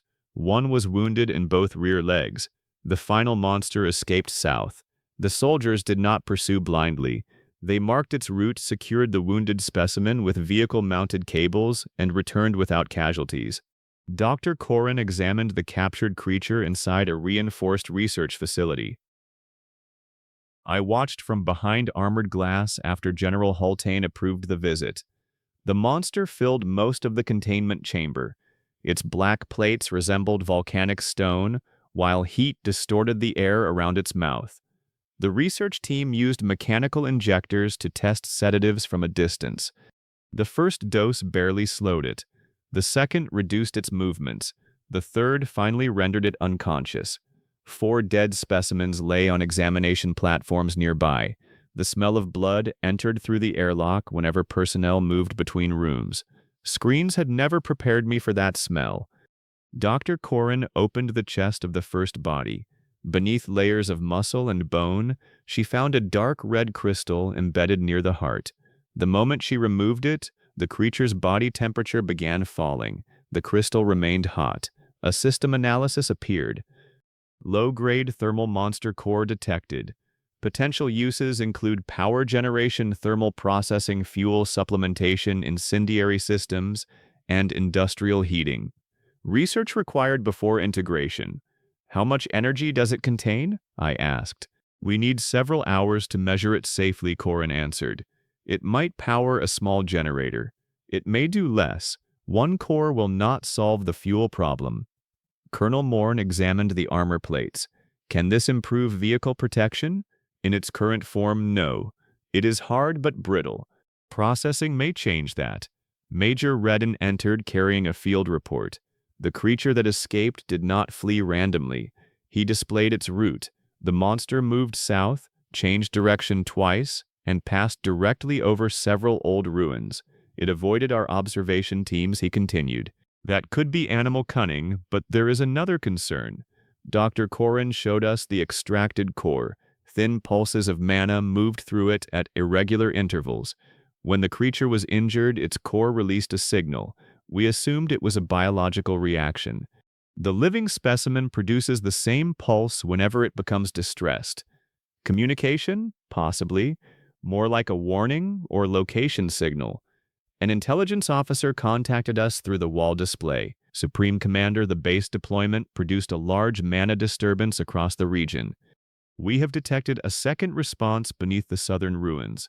The map showed an energy wave moving through underground channels. The founding package had not created a horde from nothing. Its deployment released an enormous pulse through the local mana network. Something sleeping beneath the wasteland had felt it. The wounded creature's distress signal then revealed our exact location. Dr. Konan studied the pattern. These creatures may belong to a larger brood. Their cores could act as sensory organs connected through a shared network.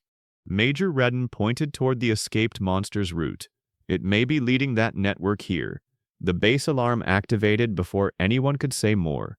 A controlled warning tone passed through every building. Airspace alert.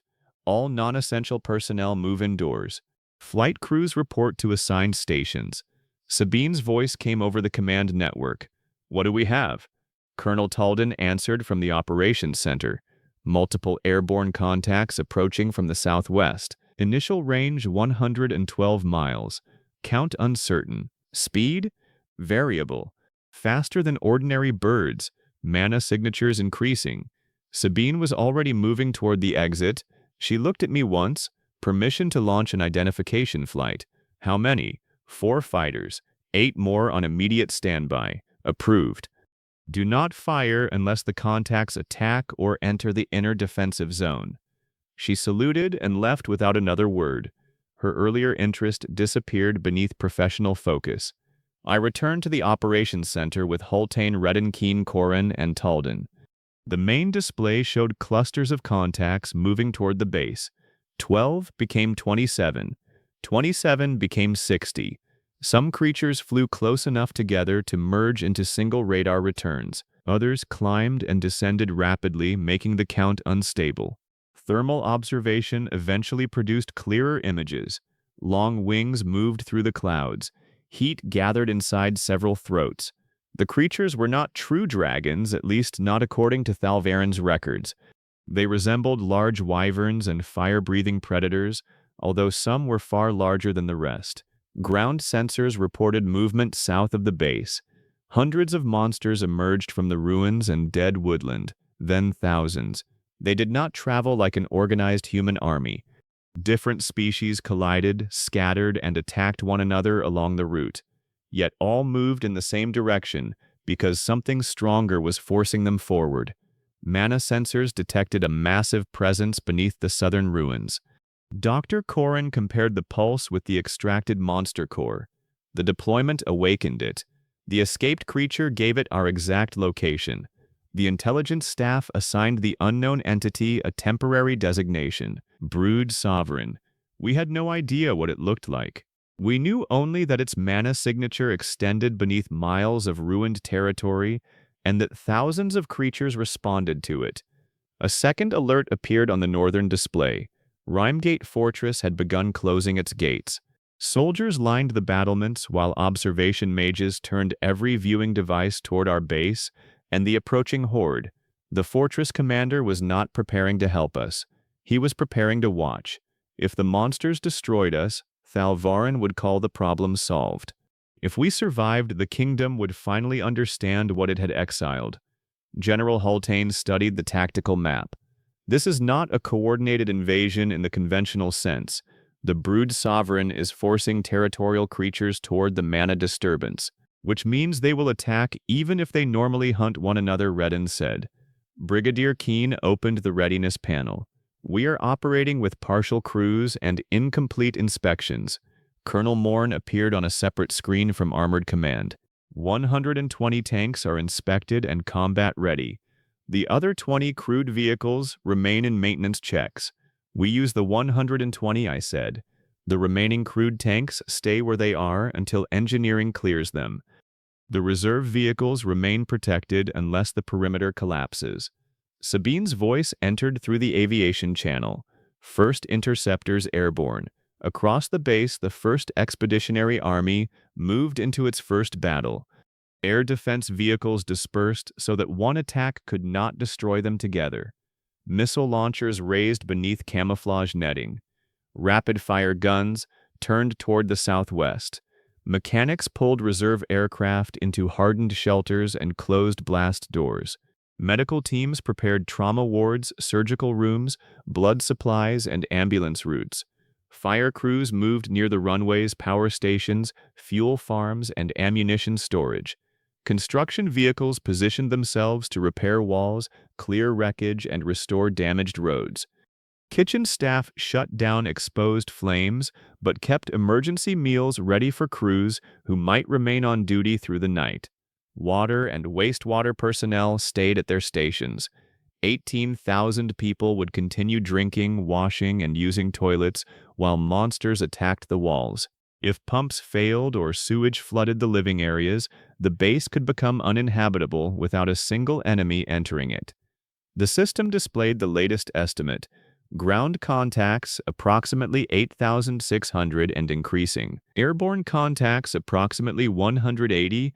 High-tier magical presence detected beneath the southern ruins. I looked across the command room. No one needed a heroic speech. They needed orders. Seal the base and activate the complete defensive network, I said.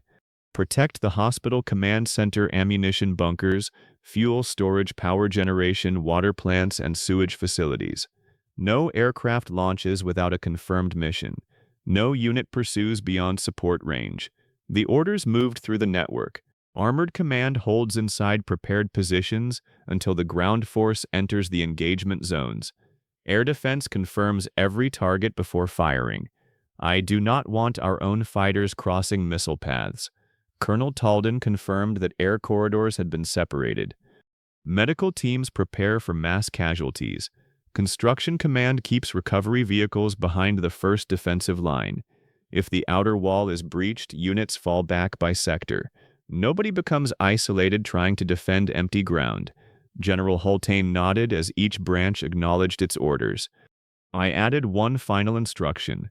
Record every missile shell, medical supply, fuel load, damaged vehicle, and lost life. I want to know exactly what survival costs us. Brigadier Keene met my eyes. Understood. The first airborne creature entered long-range visual detection. Its wings were wider than a royal banquet hall. Fire burned inside its jaws, and smaller wyverns followed through the clouds behind it. The lead creature accelerated toward the base. Sabine's 4 fighters climbed to meet it.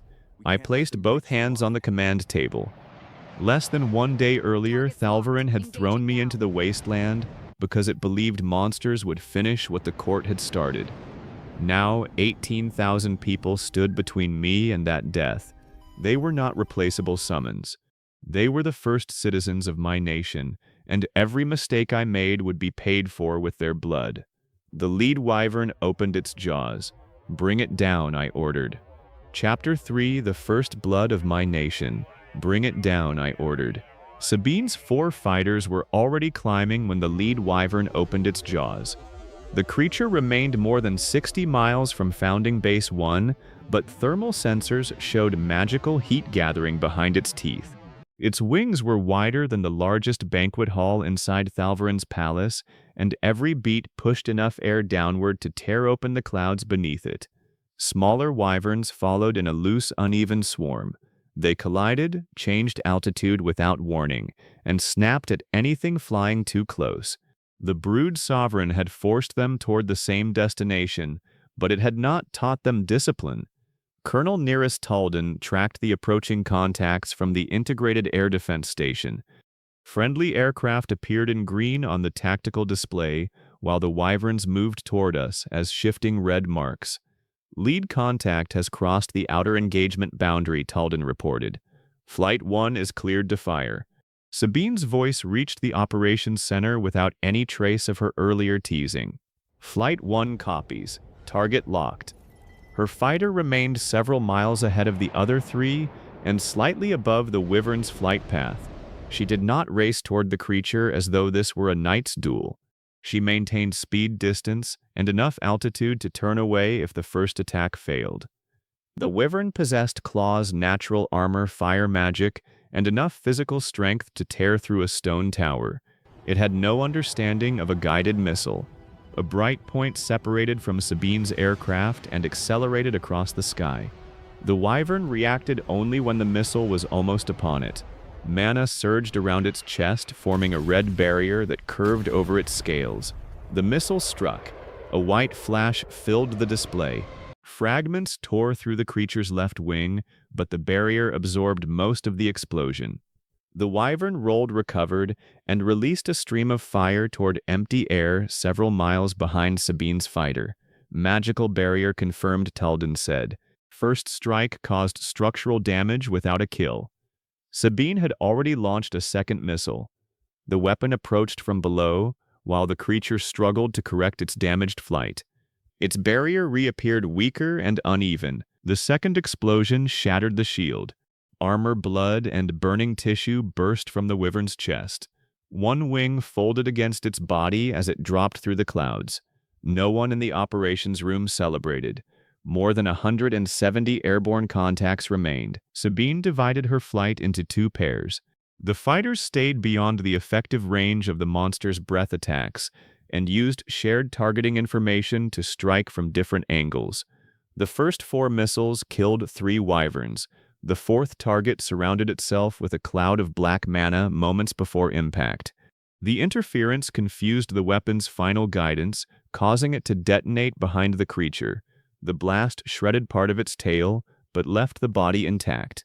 Talden's staff recorded the failure immediately. Mana distortion interferes with terminal guidance. updating filters, and recommending dual sensor tracking. New firing guidance appeared on the pilot's displays.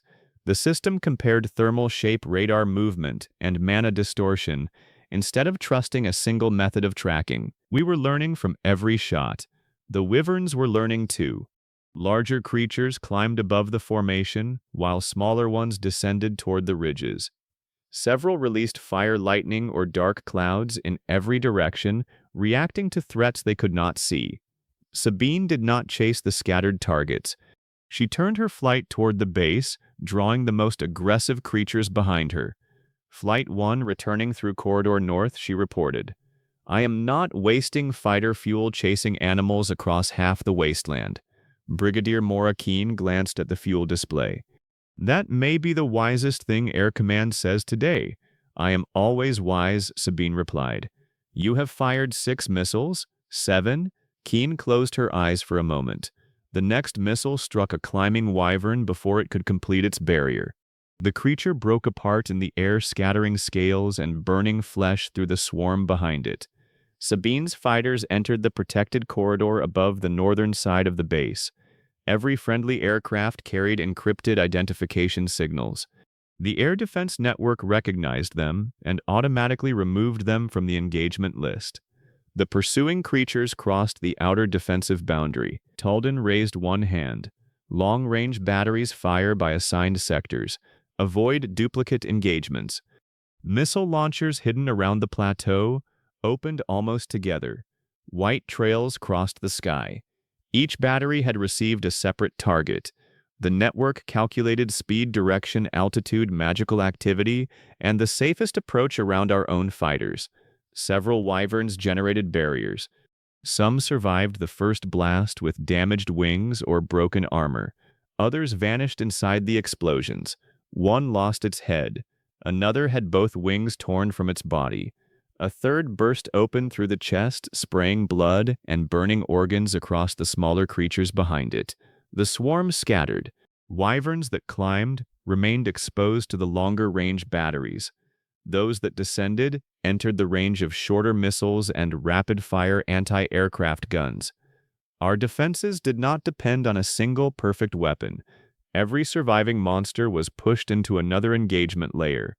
A creature that defeated one missile still had to evade another battery fighter aircraft radar-guided guns, heat-seeking weapons, counter-magic systems, and the hardened defenses surrounding the base itself. The largest surviving wyvern folded its wings and dropped toward the southern runway. Its body became a dark shape surrounded by fire.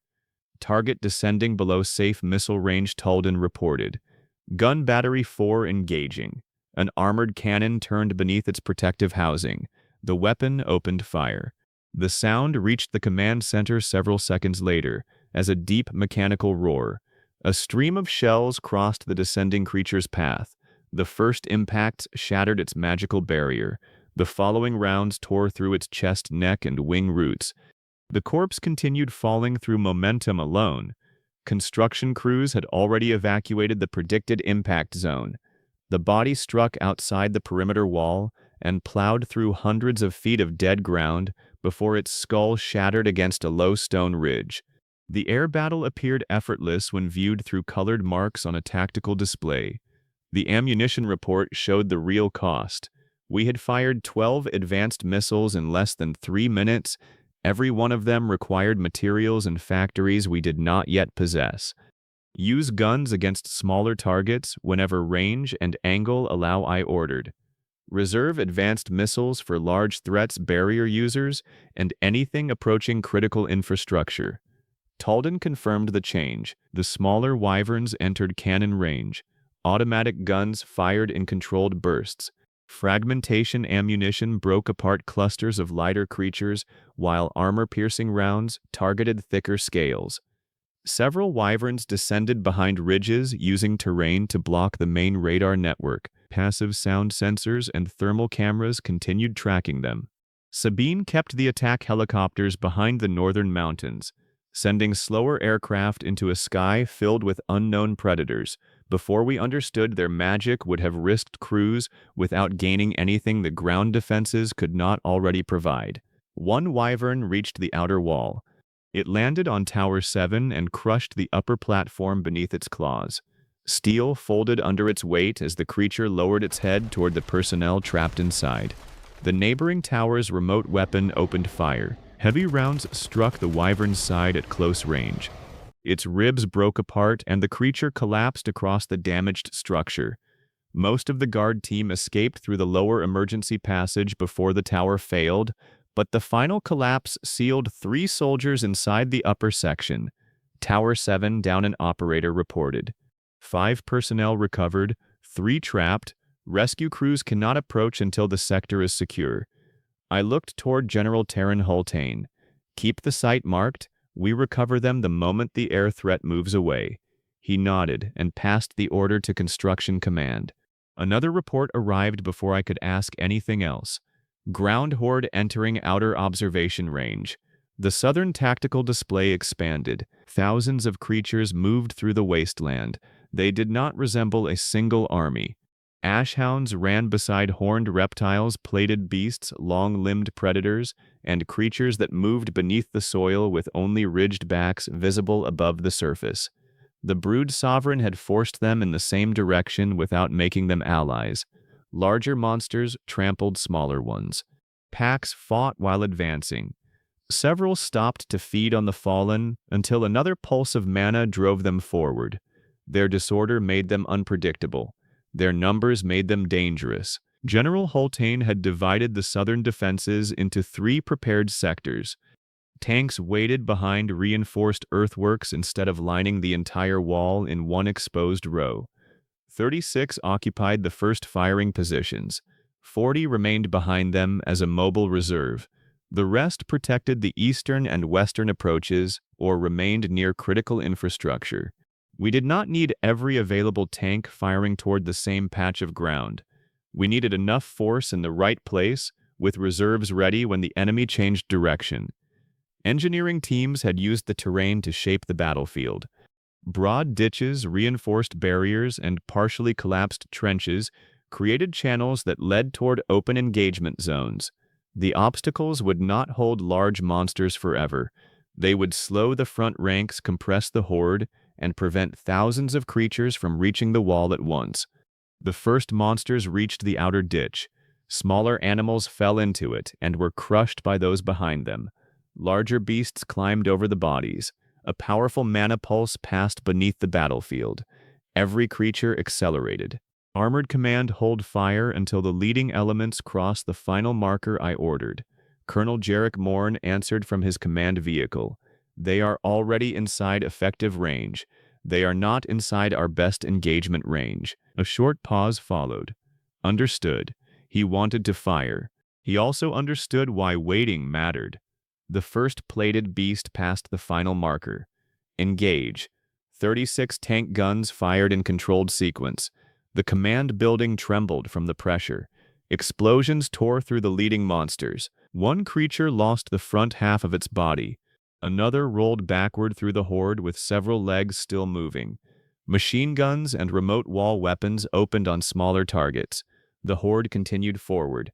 The tanks did not fire as quickly as crews could load. They fired according to assigned sectors and target priority. One group engaged the largest plated creatures, while another struck dense clusters behind them. Within minutes, the engagement zones filled with bodies. For a brief period, the modern weapons appeared unstoppable. Then the ground opened beneath Observation Post 3. The post stood 5 miles south of the base behind the first sensor line. 4 soldiers had remained there to monitor underground movement and transmit information from concealed cameras. Seismic sensors detected the attack less than 2 seconds before impact. A pale creature erupted beneath the structure. It resembled an armored worm covered in hooked plates. Its circular mouth opened around several rows of teeth, each one large enough to remove a human arm. The observation post lifted from the ground. The live feed spun violently. One soldier reached the escape hatch. Another disappeared when the floor split beneath him. The final 2 fired directly into the creature's mouth as the structure collapsed around them. Observation 3 under attack, an operator shouted. Recovery unit moving, Hultane answered. The creature wrapped itself around the post and crushed the structure between its armored coils. The camera feed vanished. I stared at the empty display. Personnel status? Unknown. The airspace above the southern zone remained dangerous, preventing us from sending a helicopter. An armored recovery team left the gate under protection from the nearest tanks. The pale creature disappeared beneath the soil before anyone could engage it. Seismic sensors attempted to follow the movement. The horde reached the second obstacle line. Some monsters climbed piles of their own dead. Others jumped the ditches. The largest walked through the barriers and created passages for everything behind them. Colonel Morn requested permission to withdraw the first line. Approved. Fall back to position 2 by platoon. Maintain overlapping fire. The tanks reversed behind the next earthworks while continuing to engage. One vehicle lost a track after a plated beast struck its side. The crew remained inside and kept firing while a recovery vehicle approached under covering fire. The monster attacked again before the recovery cable could be attached. A second tank fired into its flank. The shell entered beneath the shoulder and exploded inside the body. The beast collapsed against the disabled vehicle, coating its armor in blood and fragments of bone. The recovery crew climbed out beside the corpse and connected the towing equipment without stopping. I had studied campaign reports for years. Those reports never captured what it meant to leave an armored hatch while thousands of monsters screamed only a short distance away. Sabine's fighters returned above the base after breaking the first airborne wave. Flight 1 preparing to land, she reported. Long-range weapons nearly depleted. Fuel within return limits. One of her wingmen interrupted. Large contact separating east. The tactical map shifted. A wounded wyvern had abandoned the attack and turned toward Rhymegate Fortress. Its left wing burned and dark blood trailed behind it.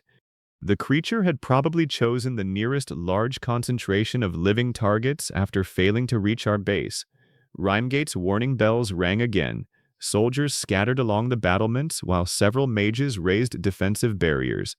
The wyvern was larger than anything the fortress appeared prepared to stop. Sabine saw the same display. Permission to intercept before landing? I looked toward the distant fort. Its soldiers had escorted me to the gate. Some had mocked me. Their commander had watched our base deploy and closed Rhymegate rather than offer help during the attack. None of that changed what would happen if the wyvern reached those walls. Engage it before it reaches the fortress. General Holtain glanced at me. I kept my attention on the tactical display.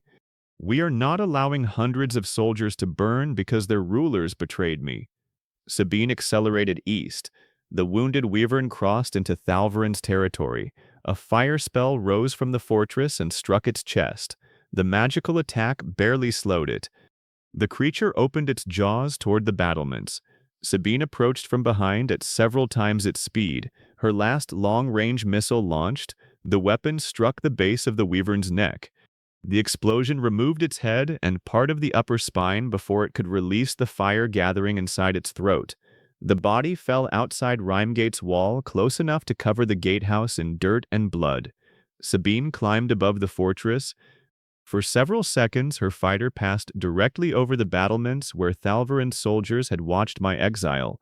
Nobody fired. Nobody could have reached her if they tried. Target destroyed, she reported. Returning to base. A signal mage inside Rhymegate released another communication pulse toward the east. Whatever report reached the capital would now include the fact that one of my metal aircraft had saved the same fortress that had thrown me away. The ground battle continued. The Brood Sovereign's mana pulses intensified whenever the horde slowed. Creatures that should have fled from explosions kept charging over burning bodies. Dr. Veda Koran compared the pattern with the cores stored inside the research facility. The Sovereign is suppressing their fear responses through the monster core network. It is not controlling each movement, but it is forcing aggression. Can we interrupt the signal? Possibly. The counter-magic emitters were designed for defensive fields, not biological communication. What happens if you increase their output? We risk damaging the emitters and interfering with our mana sensors. Colonel Talden joined the discussion. We can narrow the disruption toward the southern sectors. Detection quality will fall in the same area while the field is active. Holtain studied the map. We already know where the horde is concentrated. I authorized the attempt. Counter-magic emitters along the southern wall shifted frequency. A low vibration passed through the command building. Mana readings became less stable. The effect on the monsters was immediate. Several ashhounds stopped running. A group of horned reptiles turned on one another. Smaller creatures fled from the tank fire instead of continuing toward the wall. The brood sovereign responded with a stronger pulse. The field weakened the command signal without breaking it completely. "It is compensating," Konan said. "It may not understand what we are doing," I replied. "It is simply increasing the output because the old signal is failing." The stronger pulse made the source easier to detect. Seismic and mana sensors traced the signal beneath the southern ruins. Something enormous moved under the ground. The command center shook hard enough to send dust from the ceiling. Underground contact moving north, an operator reported. Estimated body length exceeds 300 feet. The brood sovereign passed beneath its own horde. The ground rose above it, throwing monsters into the air before collapsing behind the moving body. It did not avoid crushing them. The creatures were tools, not subjects. The sovereign reached the first defensive ditch and continued beneath it. "Predicted emergence point?" I asked. The seismic model changed repeatedly. "Uncertain. It is altering depth and direction. If it surfaced beneath the wall, it could create a breach wide enough for the remaining horde to enter. If it reached the fuel farms, ammunition bunkers, hospital power network, water system, or command center, the base could fail without losing a conventional battle." My class organized the problem into terrain movement, timing, and available force. We could not strike it reliably while it remained hundreds of feet underground. We needed to bring it to the surface somewhere of our choosing. "Chief Engineer Sorn, can your construction units create a collapse zone south of the wall?" His voice answered from Engineering Command. "How deep?" "Deep enough to remove the ground above the target when it passes. We do not have time to excavate that much soil." "What about the old drainage basin?" A map of the southern terrain appeared. The basin had formed over unstable ruins and underground channels. Sorn understood the idea. "We can weaken the basin with demolition charges. The contact must pass through the correct section." "Dr. Koran, can we imitate the distress signal from the captured monster?" "The cores are producing a repeatable pattern. Can you broadcast a stronger version?" "With a mobile mana emitter, mounted on a remotely controlled engineering carrier. No crew goes into the basin." Construction Command selected one of the unmanned tracked carriers included among the founding support vehicles. Engineers installed the modified emitter while demolition teams moved into the basin under armored protection. The carrier entered the center of the weakened area and began broadcasting the false distress pulse. The brood sovereign changed direction. It accepted the signal Talden reported. Engineering vehicles drilled into the unstable ground and placed charges along the old underground channels. The teams withdrew with only minutes remaining. The unmanned carrier continued broadcasting. The sovereign approached from below. "Charges armed," Sorn reported. The ground bulged beneath the basin. "Detonate." The explosions collapsed thousands of tons of cracked soil and stone. The brood sovereign erupted through the falling earth. Its body resembled an enormous armored centipede fused with a worm. Black plates overlapped across its back, each one larger than a house roof. Dozens of hooked legs tore through the collapsing basin. 4 armored jaws opened around a circular mouth. The sound it produced was a physical vibration powerful enough to make my teeth ache. A mana pulse raced through the battlefield. The remaining horde attacked with renewed aggression. The sovereign attempted to burrow again, but the destroyed basin no longer gave it stable ground. Its front half remained exposed while the rear body struggled inside the collapse. Armored Command, target the joints between the plates. Tank turrets turned toward the basin. The first volley struck the creature's head and upper body. Explosions covered it in dust and fire. When the smoke cleared, several plates were cracked. None had been penetrated completely. That armor is far stronger than the smaller specimens Morn reported. Koran studied the mana readings. The joints contain less reinforcement. Internal tissue becomes visible when the mouth opens. The sovereign raised its head. Red energy gathered inside its jaws. Magical discharge building, Taldan warned. The creature aimed toward the southern wall. Disperse armored units from the predicted line. Air defense prepares to intercept any separate projectile. The sovereign released a continuous beam of burning mana. A counter-magic field flared above the wall and absorbed part of the attack before collapsing. The remaining energy burned through an empty observation tower and melted a section of exterior armor. The attack lasted only several seconds. It also caused the creature's internal core chamber to glow through the open mouth. Sabine's status? Her fighter had landed and entered a hardened shelter. Flight 1 is disarming for inspection. How quickly can you return to the air? Not in the same aircraft. The crew found heat damage near the left intake.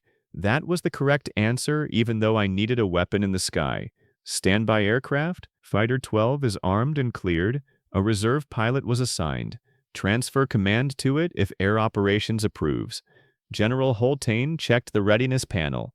Aircraft 12 is fully inspected. Sabine can launch after pilot transfer and safety checks. How long? Approximately 17 minutes. Do it. Sabine did not argue for an impossible turnaround. Moving now. Attack Helicopter Command reported that 16 helicopters remained ready behind the northern ridge. The Sovereign's exposed position created an opportunity, but sending every aircraft directly toward its mouth would have been reckless. Launch 8 helicopters, I ordered. Approach through the western ridge. Remain below its direct line of sight until the tanks force it to turn. Brigadier Keene glanced at the fuel display but said nothing. This was what the reserve existed for. The Sovereign tore one leg free and began climbing from the basin. Tanks fired into the joints along its side. One shell entered between 2 plates. Black blood erupted from the opening. The creature twisted toward the armored line. That exposed the opposite side. The helicopters rose from behind the western ridge and approached low enough for the terrain to conceal them until the final stage. The Sovereign sensed the aircraft and began turning. Guided rockets struck the damaged joints before it completed the movement. Several plates tore away. The helicopters separated immediately rather than hovering in one location. The Sovereign released a wide mana pulse. One helicopter lost power and stability. Warning lights filled the cockpit feed as the aircraft dropped toward the ground. Aircraft 6 losing control. The pilot fought the descent and reached a flat section behind the ridge. The helicopter struck hard, broke its landing gear, and slid across the soil before stopping. It did not explode. Crew status? Alive. 2 injured. Recovery team moving. The other helicopters continued attacking in pairs. They fired only from clear angles and withdrew behind terrain before the Sovereign could focus on them. Tank shells struck the same weakened joints. The creature's front legs failed. It collapsed into the basin. Thousands of monsters reacted to its pain and turned from the base toward the Sovereign as though trying to defend the source of the command signal. That movement pulled them into open ground. The wall guns and tanks tore through the mass. The basin filled with bodies. The Sovereign opened its mouth again. Its core chamber glowed brighter. Air command status? Sabine's voice returned from Fighter 12. Taxiing now. The standby fighter reached the runway and accelerated. It lifted into the air 17 minutes after she had landed in the damaged aircraft. Approach from the north and remain outside the immediate blast radius I ordered. Use standoff weapons against the exposed wound. You continue removing every dramatic option. Her tone was lighter, but she followed the instruction. The Sovereign released another beam. It struck west of the base, destroying an unmanned sensor station and setting part of the dead woodland on fire. Sabine crossed above the northern ridge at altitude. The creature turned toward her aircraft.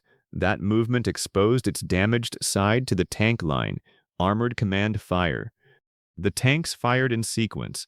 Shells entered the broken joints. The Sovereign's side opened wider, spilling black blood and internal tissue across the basin. Sabine remained well beyond the creature's immediate reach and released two guided weapons. The first entered the exposed wound.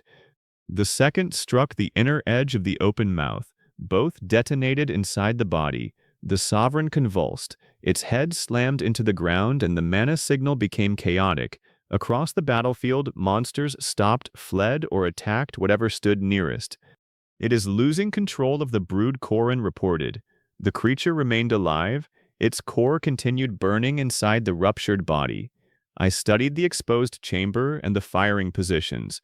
Armored command concentrate on the core chamber. Helicopters strike after the next tank volley, then withdraw. Morn passed the firing solution. The tanks opened fire. Dozens of shells entered the broken side. Internal explosions expanded the Sovereign's body from within. The helicopters launched one final coordinated strike from the western ridge. Rockets disappeared into the wound. The creature's front body ruptured. A wave of blood, shattered plates, and internal fragments spread across the basin. Several smaller monsters vanished beneath the remains. The mana pulse stopped. The surviving creatures began fleeing in every direction. I did not order a pursuit. Every shell missile flight hour damaged vehicle and human life mattered more than killing enemies that had already lost the will to attack. "Hold the perimeter," I ordered. "Track large contacts, but nobody leaves support range. Medical and recovery units move only after each sector is declared secure." The first battle of my new nation ended without celebration. Damage reports arrived first. Tower 7 had collapsed.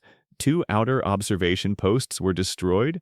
1 helicopter was down but recoverable. 3 tanks were disabled, though none had suffered crew compartment penetration. Several armored vehicles were damaged by monster impacts. The runways remained operational. The hospital fuel farms, ammunition bunkers, power stations, water treatment facilities, wastewater plants, and command network had survived. Construction crews reached Tower 7 as soon as the air defense sector was cleared. 5 guards had escaped earlier. The 3 personnel trapped in the upper section were found dead beneath the collapsed platform. The recovery team from Observation Post 3 returned with 1 critically injured soldier and 2 bodies. The 4th soldier remained missing inside the tunnel created by the burrowing monster. The supply report followed. We had fired 21 surface-to-air missiles, 13 air-to-air weapons, thousands of cannon rounds, hundreds of tank shells, and more small arms ammunition than the original estimate predicted. The fighters and helicopters had consumed approximately 0.8% of our available aviation fuel. That sounded manageable until I considered what repeated battles would do. 10 clashes of similar scale would consume 8% before training flights, reconnaissance transport, and emergencies were counted. Dr. Elian Mercer entered the casualty report. 11 confirmed dead, 46 wounded. 7 of the wounded remain in serious condition. 1 soldier is still missing. The operations room became quiet. 11 deaths beside 18,000 personnel might have looked statistically small. I had already learned that statistics could hide everything that mattered. Continue searching for the missing soldier. Mercer nodded. The dead came from several parts of the battle. 3 had been trapped inside Tower 7. 2 died at Observation Post 3. 2 recovery personnel were killed when a second burrowing creature struck their vehicle. 4 others died from burns, impact injuries, or magical energy. Every one of them had a name. I requested the list. The youngest was Corporal Pellin, 19 years old, according to his system identity. He had died inside Observation Post 3 while covering the evacuation hatch. His physical body had existed for only a few hours. That did not reduce the value of his choices. I dismissed the military credit reward that appeared after the victory without reading it. The system could wait, the wounded could not. I left the command center and went to the hospital. Major Redden assigned 2 soldiers to accompany me. I accepted the escort because the base remained under alert, though I refused the larger security detail he initially suggested. Ambulances arrived through separate entrances according to the type of injury. Personnel exposed to unknown monster blood or mana passed through decontamination before entering the treatment areas. Burn victims were moved towards specialized wards, while surgical teams prepared for internal injuries and crushed limbs. The hospital smelled of antiseptic smoke and blood. Dr. Mercer met me near the surgical wing. "You may remain in the marked areas," she said. "Do not interfere with treatment and do not allow injured soldiers to stand or salute." I understand. The first wounded man I saw had lost part of his left arm below the elbow.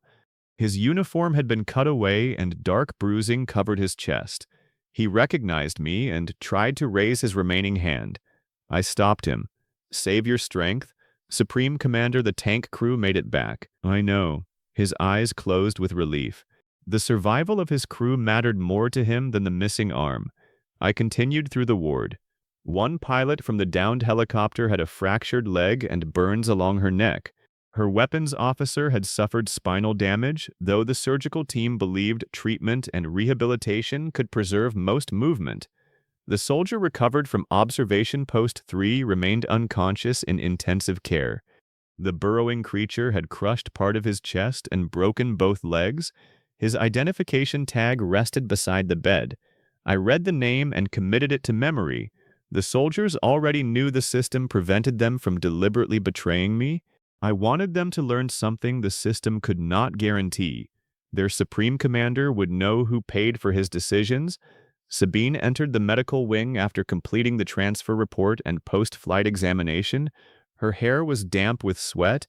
The upper half of her flight suit had been pulled down around her waist, while a fitted dark undershirt covered her torso. A medic had wrapped her right shoulder. I looked at the bandage. "You were injured. The restraint harness bruised the shoulder during the first engagement. You should have reported it." The aircraft landed safely, and I transferred to the standby fighter after medical clearance. Dr. Mercer appeared behind her. She received a rapid examination, not permission to ignore the injury. Sabine looked toward me. "Medical command becomes aggressive after battles. You will follow her instructions. You are taking her side quickly. She controls my pain medication and sleep schedule. I respect power." A tired smile appeared on Sabine's face. The attraction between us remained obvious, but the ward did not allow either of us to pretend the battle had been exciting without cost. A stretcher passed carrying a burned air defense gunner. Sabine watched until the medical team disappeared through the surgical doors. "I destroyed 32 airborne creatures," she said quietly. "The ones that reached the wall are the ones I remember. That is because you were responsible for stopping them." "Is that what this feeling is?" "Yes." She studied my face. "You feel it too. 11 people are dead after my first order. The Sovereign would have attacked whichever location received the deployment pulse. I chose the location. You also chose the defenses that kept the death count from becoming hundreds." Her words did not erase the guilt. They gave it a shape I could carry. Sabine stepped closer and lowered her voice. "Responsibility does not mean pretending you controlled every possible outcome." That was the first thing she had said to me that felt more personal than attraction or teasing. I remembered it. The search beneath Observation Post 3 continued until after sunset. Recovery crews found the missing soldier inside the collapsed tunnel. He had died before they reached him. The confirmed death count rose to 12. I ordered every body recovered, identified, and prepared according to the preferences recorded inside each soldier's personal file. Some had chosen cremation, others preferred burial. The system had created basic personal histories and beliefs. It had not created families outside the base to mourn them. That responsibility belonged to the people who had fought beside them. The following morning, 12 covered coffins stood inside a temporary memorial hall. The base had not finished clearing the battlefield. Construction teams repaired the outer wall. Engineers inspected damaged tanks and the crashed helicopter. Medical personnel continued working through the night. I refused to delay the memorial until the base looked cleaner. The dead should not have to wait for convenient scheduling. Every unit sent representatives. Personnel who could not attend watched through the internal broadcast. I stood before the coffins in the dark command coat I had received the previous day. No royal banners hung behind me. No priest claimed the dead had been chosen for glory. They defended people they had known for less than one day, he said. That does not make their courage less real. I read each name, rank, unit, and final recorded action. Corporal Pellin had remained inside Observation Post 3 long enough for another soldier to reach the escape hatch. The guards at Tower 7 had kept the emergency passage open while the Wyvern crushed the upper structure. The recovery crew had continued toward a disabled tank despite underground movement beneath them. The system gave me the ability to remember every detail. I made certain I would never need to be reminded of those names. They will not disappear into a casualty number, I continued. Their names will be placed inside the first permanent memorial built in this nation. Their service records will remain part of our history. I looked along the row of coffins. We survived because they paid part of the cost. Everything we build from this point forward must be worthy of that price. After the memorial, the loyalty display changed. Average personal loyalty 17%. The increase came after the army saw how I treated its dead. That was the kind of loyalty I wanted. The rest of the day was spent measuring what the battle had given us and what it had taken away. Recovery teams collected hundreds of monster cores. Most were low-grade, but Dr. Konan believed they could eventually reduce fuel consumption in industrial heating, water purification, and basic power generation. The Brood Sovereign's core was far more dangerous. It was larger than a royal carriage and had survived the destruction of most of the creature's body. Research teams transported it inside a shielded container surrounded by armored vehicles. The core continued pulsing. Its energy output was thousands of times greater than the smaller specimens. It might eventually power a large section of the base. It might also explode corrupt nearby systems or transmit another signal through the wasteland. I ordered it stored inside an isolated underground research chamber until Koran's team understood it. No one was permitted to connect an enormous magical organ to the electrical network merely because it produced energy. The armor plates were equally promising. Tank shells had cracked them only after repeated concentrated fire. If the material could be processed, it might strengthen vehicles against both magic and physical attacks. The battle had also taught us that modern weapons did not erase magic. Missiles destroyed wyverns before most could attack, but magical barriers absorbed damage. Mana interference confused guidance systems. Counter-magic fields disrupted monster control while reducing our own detection quality. Helicopters were effective when terrain concealed them, but one pulse nearly caused a fatal crash. We possessed the stronger military foundation. We still needed to learn how this world fought. Brigadier Keene presented the resource report that evening. We cannot repeat yesterday's aviation activity every few days. How serious are the missile losses? Advanced air defense and air-to-air weapons are among the hardest supplies to replace. We retain substantial stocks, but every major engagement reduces options for the next one. Fuel? 0.8% of aviation reserves were consumed. That does not include future reconnaissance training transport and routine readiness flights. Food? Still the greater long-term danger. 90 days sounds comfortable until crops fail, trade remains unavailable, or another emergency disrupts transport. Water? The aquifer remains stable. One filtration component was damaged by the mana surge, but the backup system carried the load. Sewage? All main treatment facilities remain operational. I leaned back.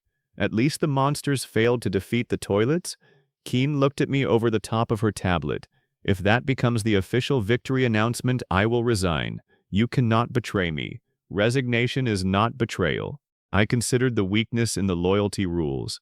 Then the official announcement will focus on the Brood Sovereign. A communications officer approached the table.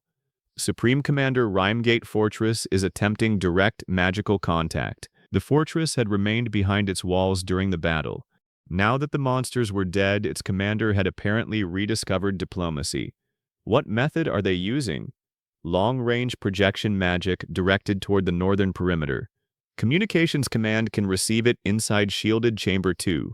The room is isolated from the main network and protected against magical intrusion. Accept the contact there. Record everything.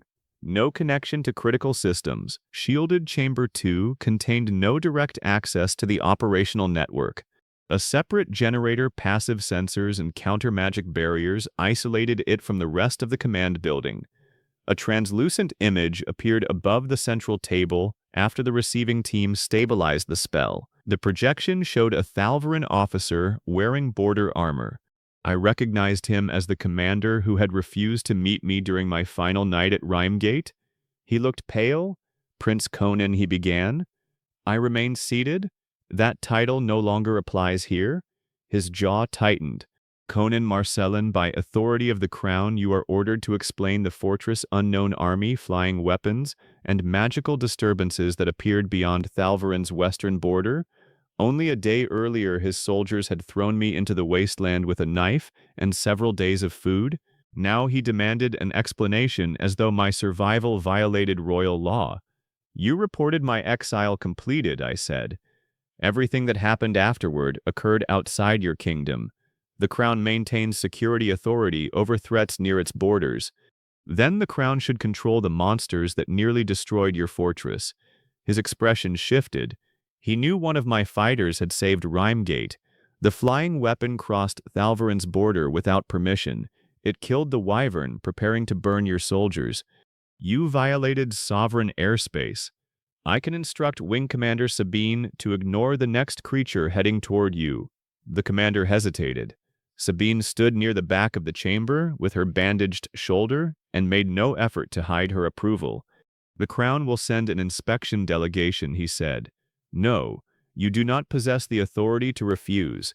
I looked around the shielded chamber beneath a military city protected by armored forces, aircraft, air defense systems, and 18,000 citizens. I possess enough authority to make your delegation stop at the border. His image flickered. Are you threatening Thalvaran? No.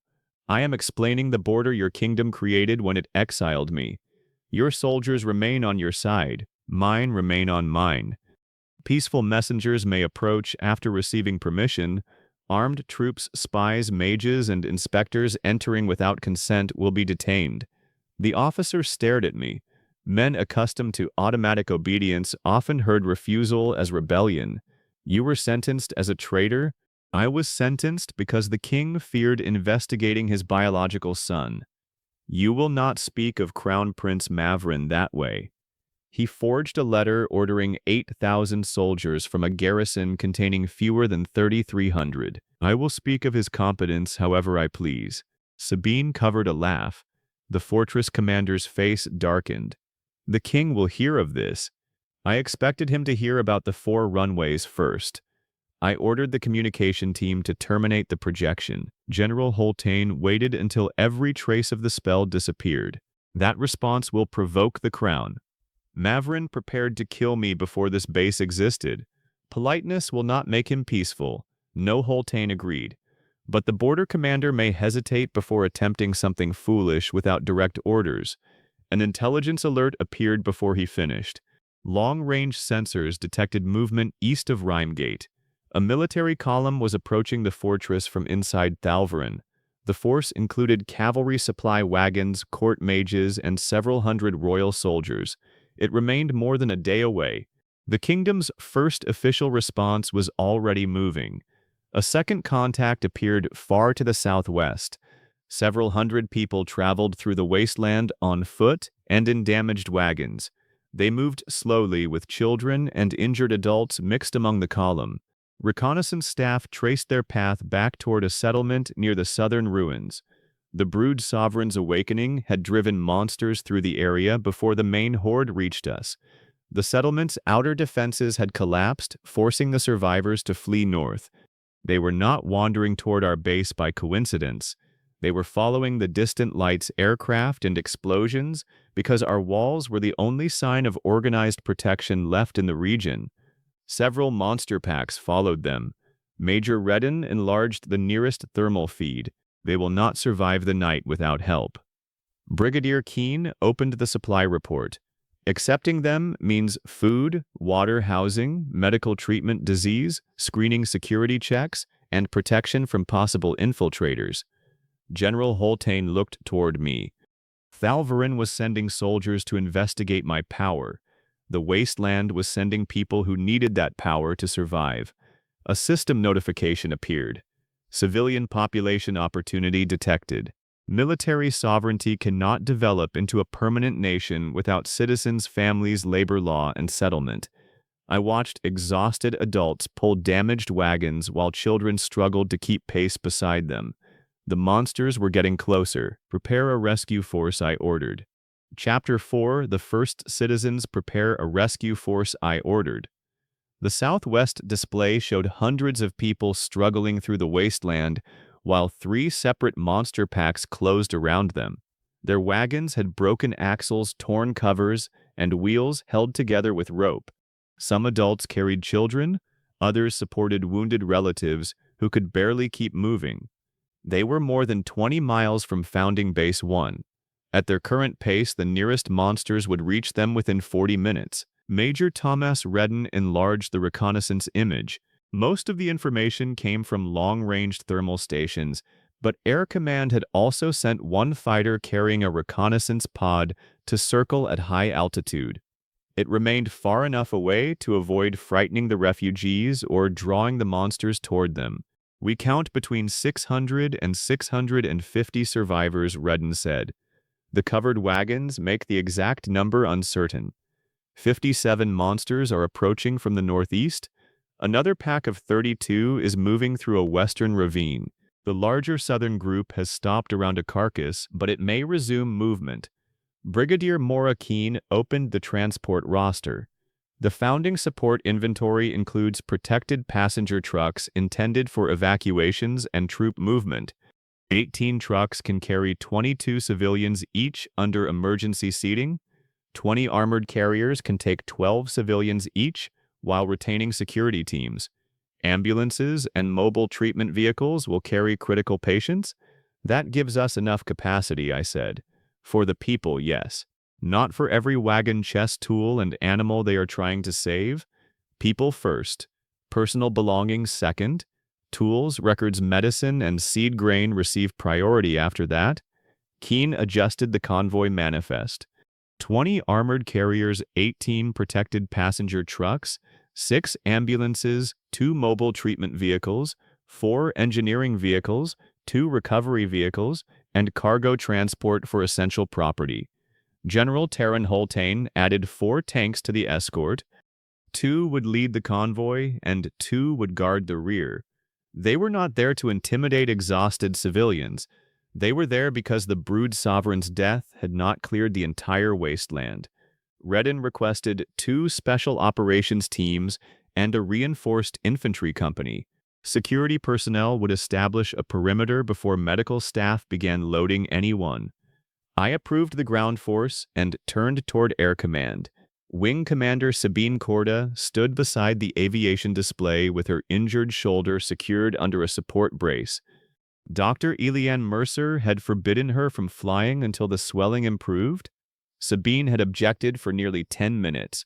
Mercer had threatened to suspend her through medical authority. The argument ended there. 2 attack helicopters can provide overwatch from behind the western ridge, Sabine said. They should remain outside the civilian column unless a monster pack reaches engagement range. Low passes from unknown aircraft may cause more panic than protection. Fuel cost? I asked. Keene answered before Sabine could. Acceptable for one rescue operation? Less acceptable if helicopters become our answer to every problem within driving distance. They provide emergency fire support only, I said. The convoy performs the rescue. Redden studied the refugee formation. They may react badly when armored vehicles approach. They have never seen modern machines. Use external speakers before entering visual range. Speak in the regional dialect and identify the convoy clearly. As soldiers of what country? Holtain asked. I still had not named the nation. It had existed for less than 2 days, and most of its citizens had been created inside deployment chambers. Tell them the convoy serves Supreme Commander Konan Marcelin. We can choose a national name after enough people live here to argue about it. Keen glanced at me. That sounds dangerously close to public consultation. I said they could argue. I did not say they would win. A few officers smiled, but the humor faded as the first monster pack accelerated. The rescue convoy left through the southwestern gate 12 minutes later. Armored vehicles rolled across the wasteland in two organized columns. Tanks held the front and rear, while engineering vehicles scanned the ground for unstable ruins, burrowing creatures, and damaged crossings. The attack helicopters remained concealed behind the ridges, relying on feeds from the reconnaissance fighter and base sensors. I remained inside the operations center. Redden had not completed my medical evaluation, firearms qualification, armor fitting, communication training, or emergency extraction plan. He refused to place me inside the first rescue convoy simply because I wanted to witness the operation personally. I understood the reason. I still hated watching other people enter danger while I stood behind a command table. Once the survivors reached the secured reception zone, I am meeting them, I said. Redden looked at General Holtain before responding. You may travel inside the base after the convoy returns, and security confirms the reception area is safe. That was almost cooperative. It was the safest form of refusal available. Holtain kept his attention on the tactical display. The nearest monster pack reached the refugee column earlier than predicted. The creatures were low, narrow-bodied scavengers with 6 legs and jaws, capable of opening wider than their skulls. They moved quickly over broken terrain and ignored the adults firing arrows or throwing stones. The refugee guards formed a line around 3 wagons crowded with children. There were fewer than 20 defenders. Most carried farm spears, wood-cutting axes, old crossbows, or tools that had never been designed for battle. One man wore pieces of rusted armor and held a short sword with a chipped edge. The first scavenger reached them before our convoy entered visual range. An arrow disappeared between its ribs without stopping it. The creature struck one guard, knocked him backward, and tore through the leather protecting his shoulder. 2 others dragged it away with hooked poles. A woman drove a spear into its throat. The monster continued moving until another defender crushed its skull with a hammer. They cannot hold that position, I said. Redden had already ordered the helicopters forward.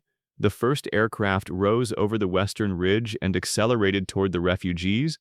The second followed at greater distance, covering the rear approach. Their arrival caused exactly the panic Sabine had predicted. People pointed toward the sky. Several abandoned the wagons and ran. The defenders turned crossbows upward even though the bolts could not have reached the helicopters. The lead crew activated its external speaker. Do not scatter. We are here to protect you. Remain beside the wagons. The message repeated in the local dialect. A second announcement identified the aircraft as serving Supreme Commander Konan Marcellin. My name changed the reaction. Some refugees stopped running. Others looked toward the approaching convoy, as if unsure whether my survival was a rumor, a miracle, or another royal lie. The helicopter passed beside the column rather than directly over it. Its cannon fired from an angle that carried every missed round away from the civilians. The burst lasted less than 2 seconds. The first line of scavengers came apart. Blood limbs and strips of dark hide scattered across the ground. Several creatures behind them turned toward the aircraft, but it climbed before they could leap. The second helicopter struck the rear of the pack, separating the monsters from the wagons and giving the defenders room to pull their wounded back. The refugees had spent their lives believing flying monsters represented overwhelming power. Now they watched metal aircraft destroy those monsters without entering claw range. They did not cheer. Most of them stood frozen. The armored convoy appeared over the northern rise moments later. Redden broadcast another warning before the vehicles approached. Remain beside the wagons. Keep all weapons lowered. Medical help is coming. The tanks spread outward and faced the open wasteland. Armored carriers stopped between the civilians and the western monster pack. Infantry dismounted behind the vehicles and formed a perimeter without aiming rifles at the refugees. Engineers moved toward the damaged wagons. Medical teams followed. Not every refugee lowered a weapon. A broad man with a blood-covered axe stood in front of the largest wagon. He wore a coat reinforced with boiled leather, and old burns pulled the skin tight around his left eye. Redden approached with his rifle lowered. The man raised the axe. "Stay away from the children. We are moving them somewhere safe." Royal soldiers said that before putting chains on people. "We are not royal soldiers. You wear uniforms?" Redden stopped several yards away. "I serve Supreme Commander Konan Marcellin." The man's grip shifted. "Prince Konan?" "He no longer uses that title." A woman emerged from behind the wagon. Exhaustion made her look older than she probably was. Gray-brown hair had been tied back with a strip of cloth, and dried blood covered one sleeve. She pushed the axe down with one hand. "If they wanted us dead, the flying machines could have done it already." The man lowered the weapon reluctantly. The woman faced Redden. "My name is Sela Norin. Tarnwick elected me Reeve after the crown's overseer fled. How many survivors?" 638 at midday. We lost 4 after the count. The number appeared on the operations display. 634. "How many are injured?" Redden asked. "More than 100. 20 cannot walk. Children have fever. 3 women are close to giving birth. Some people were bitten by creatures we cannot identify." Redden called the medical teams forward. "We have transport capacity for everyone. Each protected truck carries 22 passengers. Armored carriers will take smaller groups alongside security personnel. Critical patients travel in the ambulances and treatment vehicles. You may bring essential personal property, but large wagons and heavy goods must remain for later recovery." Sela looked toward the tanks. "Where are you taking us?" "To Founding Base 1, the fortress that rose yesterday?" "Yes." "Does Konan know?" "He ordered the rescue." Whispers moved through the crowd. I heard fragments through the convoy microphones. Some remembered the little marshal. Others remembered the pamphlets calling me a traitor. A few had heard that I was dead. Knowledge of my name did not create trust. It only gave them another reason to watch carefully. The Western monster pack accelerated while loading began. 32 creatures moved through a shallow ravine. They resembled thick-bodied wolves covered in overlapping gray scales. Blue light moved along their spines whenever they increased speed. Redden did not stop the evacuation. He ordered the civilians behind the vehicles while the tanks changed position. The first scaled predator left the ravine. A tank used its machine gun rather than wasting a main gun shell. The first burst struck the chest. Scales cracked, but blue mana spread the impact across the creature's body and reduced the damage. It remained upright for several more steps. The second burst entered through the face. The rest of the pack separated. Minor physical force deflection, an analyst reported. Energy distributes impact across the scales. Tank and infantry crews adjusted their aim. Instead of firing at the chest, they targeted legs, mouths, eyes, and the softer tissue beneath the jaw. The predators died before reaching the vehicles. One leaped onto an armored carrier. Its claws scraped across the roof, staying below the firing angle of the remote weapons station. An infantry soldier emerged from the rear hatch and fired from several yards away. The first rounds struck the shoulder. The beast twisted toward him. He fired into the open mouth. The back of its skull burst across the carrier's armor. Several refugee families saw everything from behind a wagon. A child began screaming. The soldier lowered his weapon, removed his helmet, and stepped away from the corpse so the child could see his face. "You are safe," he said. The boy continued crying, but he reached toward the woman holding him instead of trying to run. Loading continued. Medical teams marked patients by urgency. Red tags identified those requiring immediate hospital care. Yellow tags went to serious but stable injuries. Green tags marked people who could travel without direct supervision. Family members received matching identification bands. Children were not separated permanently from injured parents. When emergency treatment required separation, The registration system linked each child to the correct patient vehicle and shelter assignment. The 3 pregnant women entered the mobile treatment vehicles rather than crowded passenger transports. Local healers were invited to accompany the medics. Their knowledge of regional diseases, mana exhaustion, monster venoms, and non-human biology filled gaps no medical archive could remove instantly. One refugee healer objected when a medic placed a breathing mask over a feverish Dremni girl. The Dremni were easy to distinguish from the humans around them. Small, dark horns curved from their temples, and their skin carried red bronze or deep brown undertones. Human kingdoms commonly described them as demon-tainted, though most Dremni families had lived outside demon territory for generations. She cannot breathe cold air, the healer warned. The mask delivers oxygen, the medic said. Her lungs tighten when the air is cold. Warm it first. The medic did not dismiss her. He adjusted the heating attachment, checked the child's breathing, and tried again. The girl's chest stopped straining as badly. The healer stared at the equipment. Our medics had advanced machines. She knew how the patient's body reacted. Both forms of knowledge mattered. The convoy began moving 43 minutes after arrival. 34 people required direct medical transport. 91 needed treatment within several hours. The remaining survivors entered passenger trucks and armored carriers according to family groups. The available seats were sufficient, but only because most wagons and heavy property remained behind. Sela refused to enter her transport until every child had a place. The scarred man with the axe stayed beside her. Redden finally asked his name, Barak Olm. You led the defense? I ran the quarry crews. Everyone with proper military training died during the first attack. You kept more than 600 civilians moving through monster territory. Barak looked toward the blood covering his axe.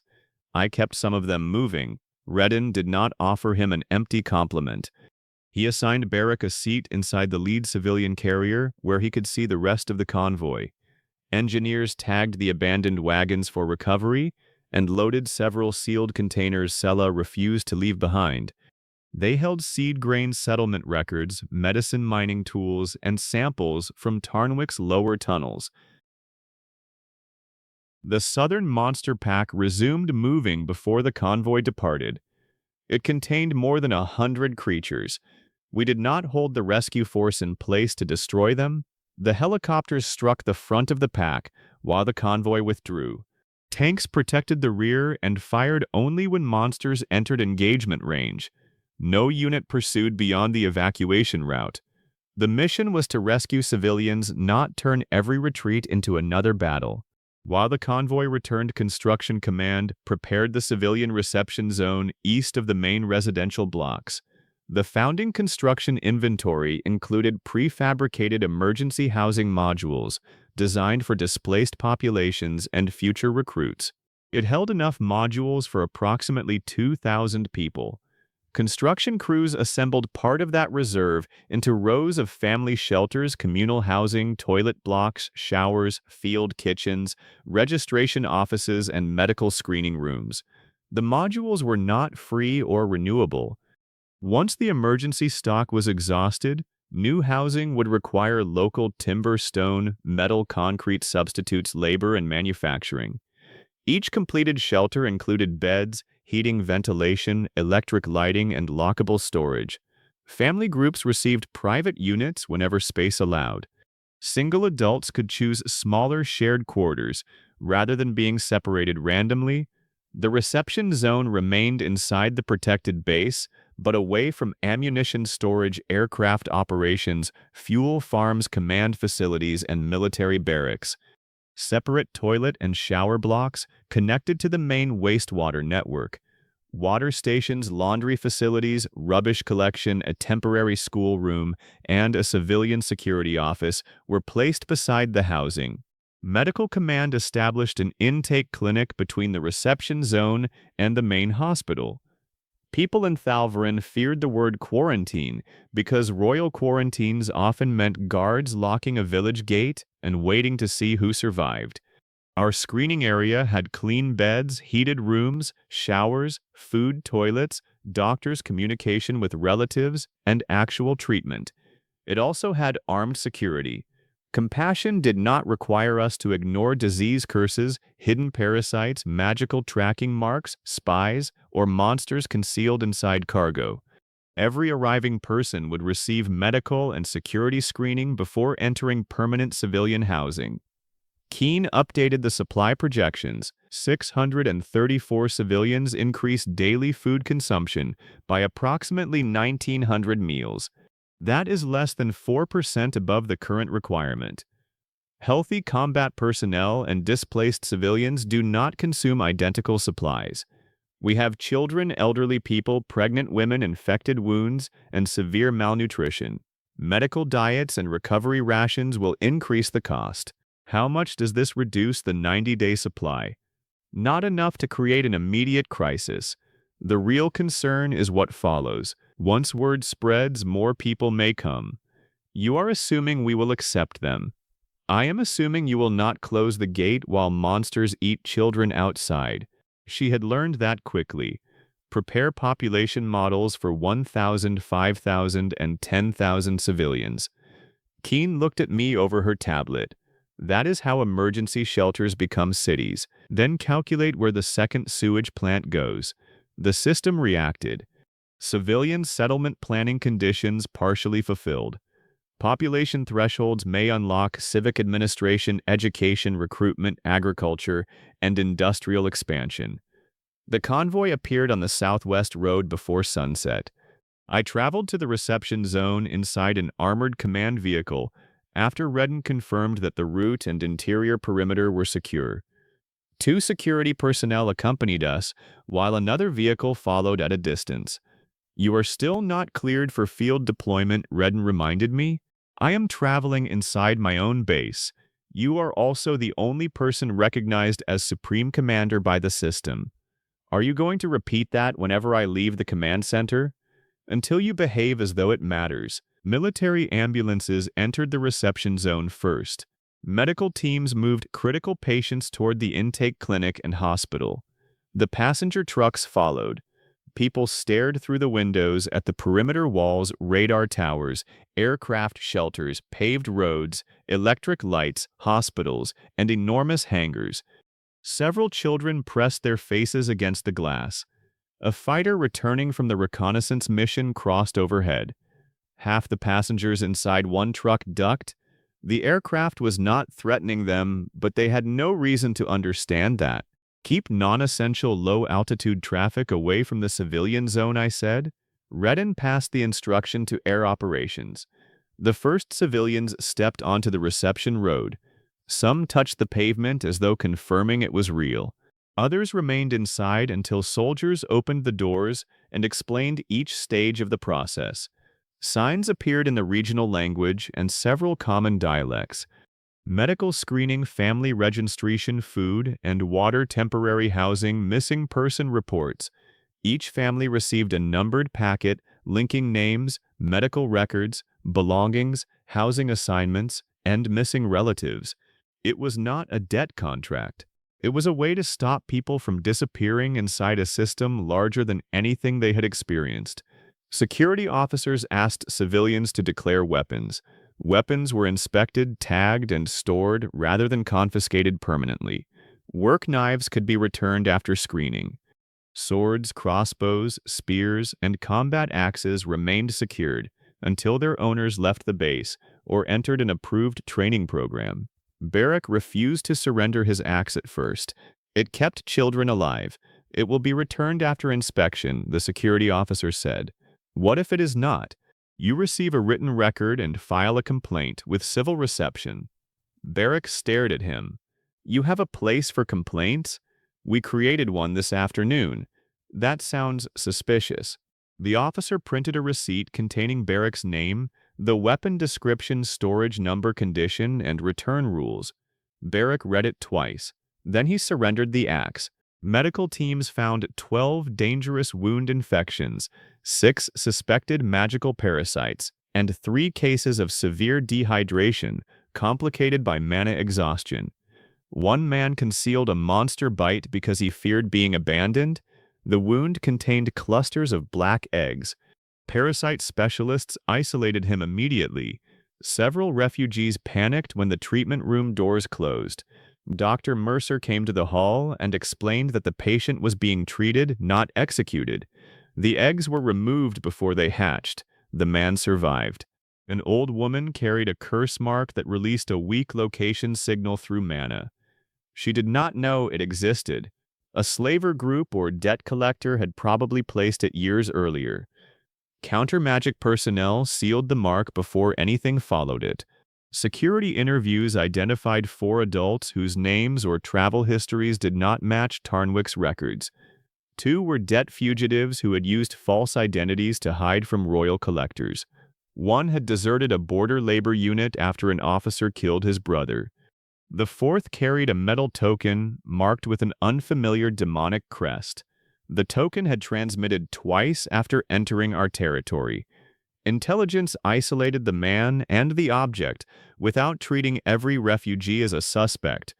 The carrier claimed he had found the token inside a ruined house and kept it because he thought the metal was valuable. His fear appeared genuine, but that did not prove innocence. The token had stored fragments of nearby sound and images before transmitting them. Intelligence recovered partial records showing the convoy several sealed cargo containers, discussion of Tarnwick's mine, and references to seed grain and settlement records. That explained how information about the refugees could spread so quickly beyond the base. We did not yet know who had received the transmissions. We also did not know whether the carrier activated the token knowingly. Sella watched him being escorted toward an interview room. "Are you going to punish everyone because of that?" "No." She had recognized me as soon as I entered the reception zone. Her eyes moved several times between my face and the Supreme Commander insignia before she addressed me. "You look younger than the statues?" "There are statues?" "Tax officers mentioned 2 in the capital."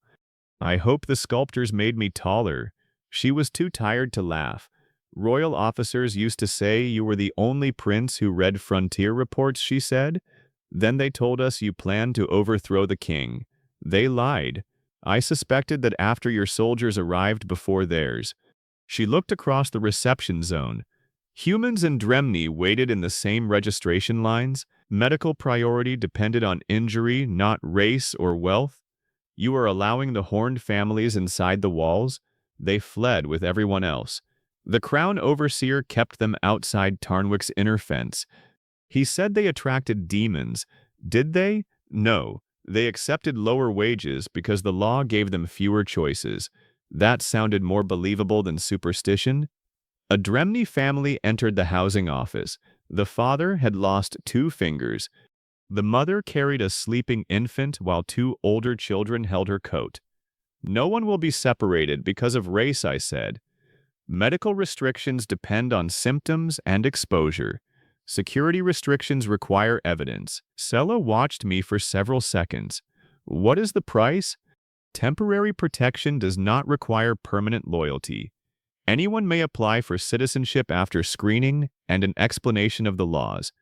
Anyone uncertain may remain protected while deciding whether to settle, return home, or travel elsewhere when the roads become safe." "You are offering citizenship immediately?" "I am offering the right to apply.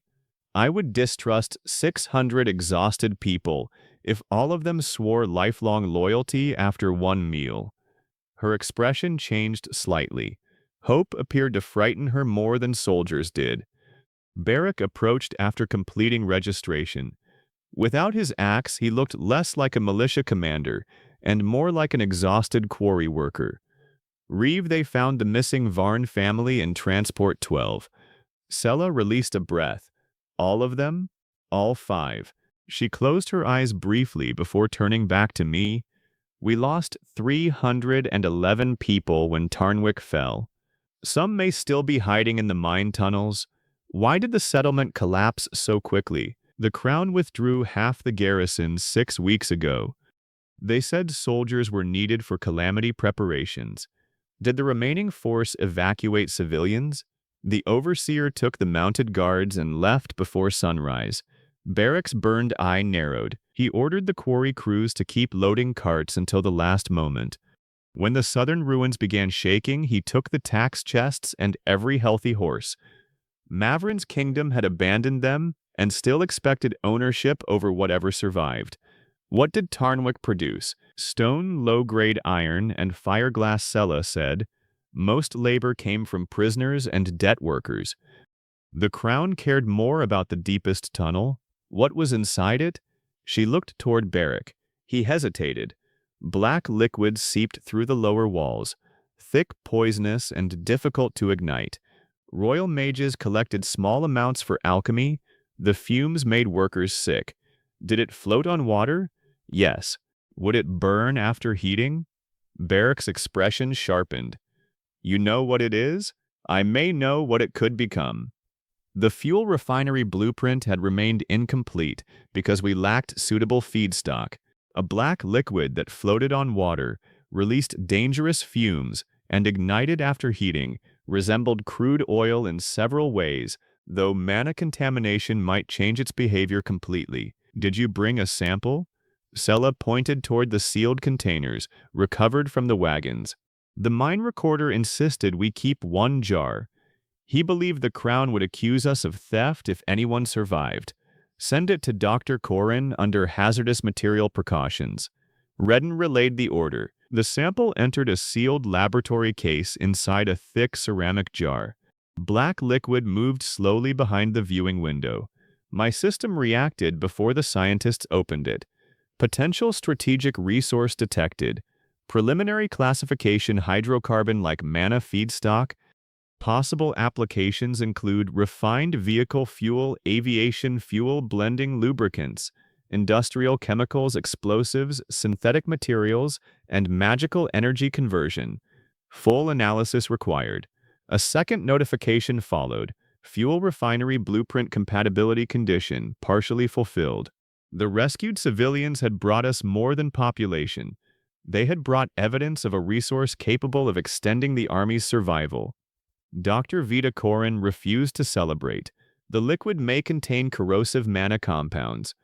It might damage conventional refinery systems, poison personnel, or become unstable under pressure. Can we determine whether the deposit is useful? Yes, but one surface sample is insufficient. We need material from several depths and direct access to the mine. Tarnwick lies near the southern ruins. It also may contain survivors, Sella said. The next operation began taking shape before I approved it. We would need to search the settlement, rescue anyone hiding inside the tunnels, clear remaining monsters, secure the mine, study the deposit, and establish a protected route back to the base. A young Dremni boy approached while I was still speaking with Sella. He carried a bowl of soup in both hands. One horn had been wrapped in a blood-stained bandage. He looked at the insignia on my coat. Are you the commander? Yes.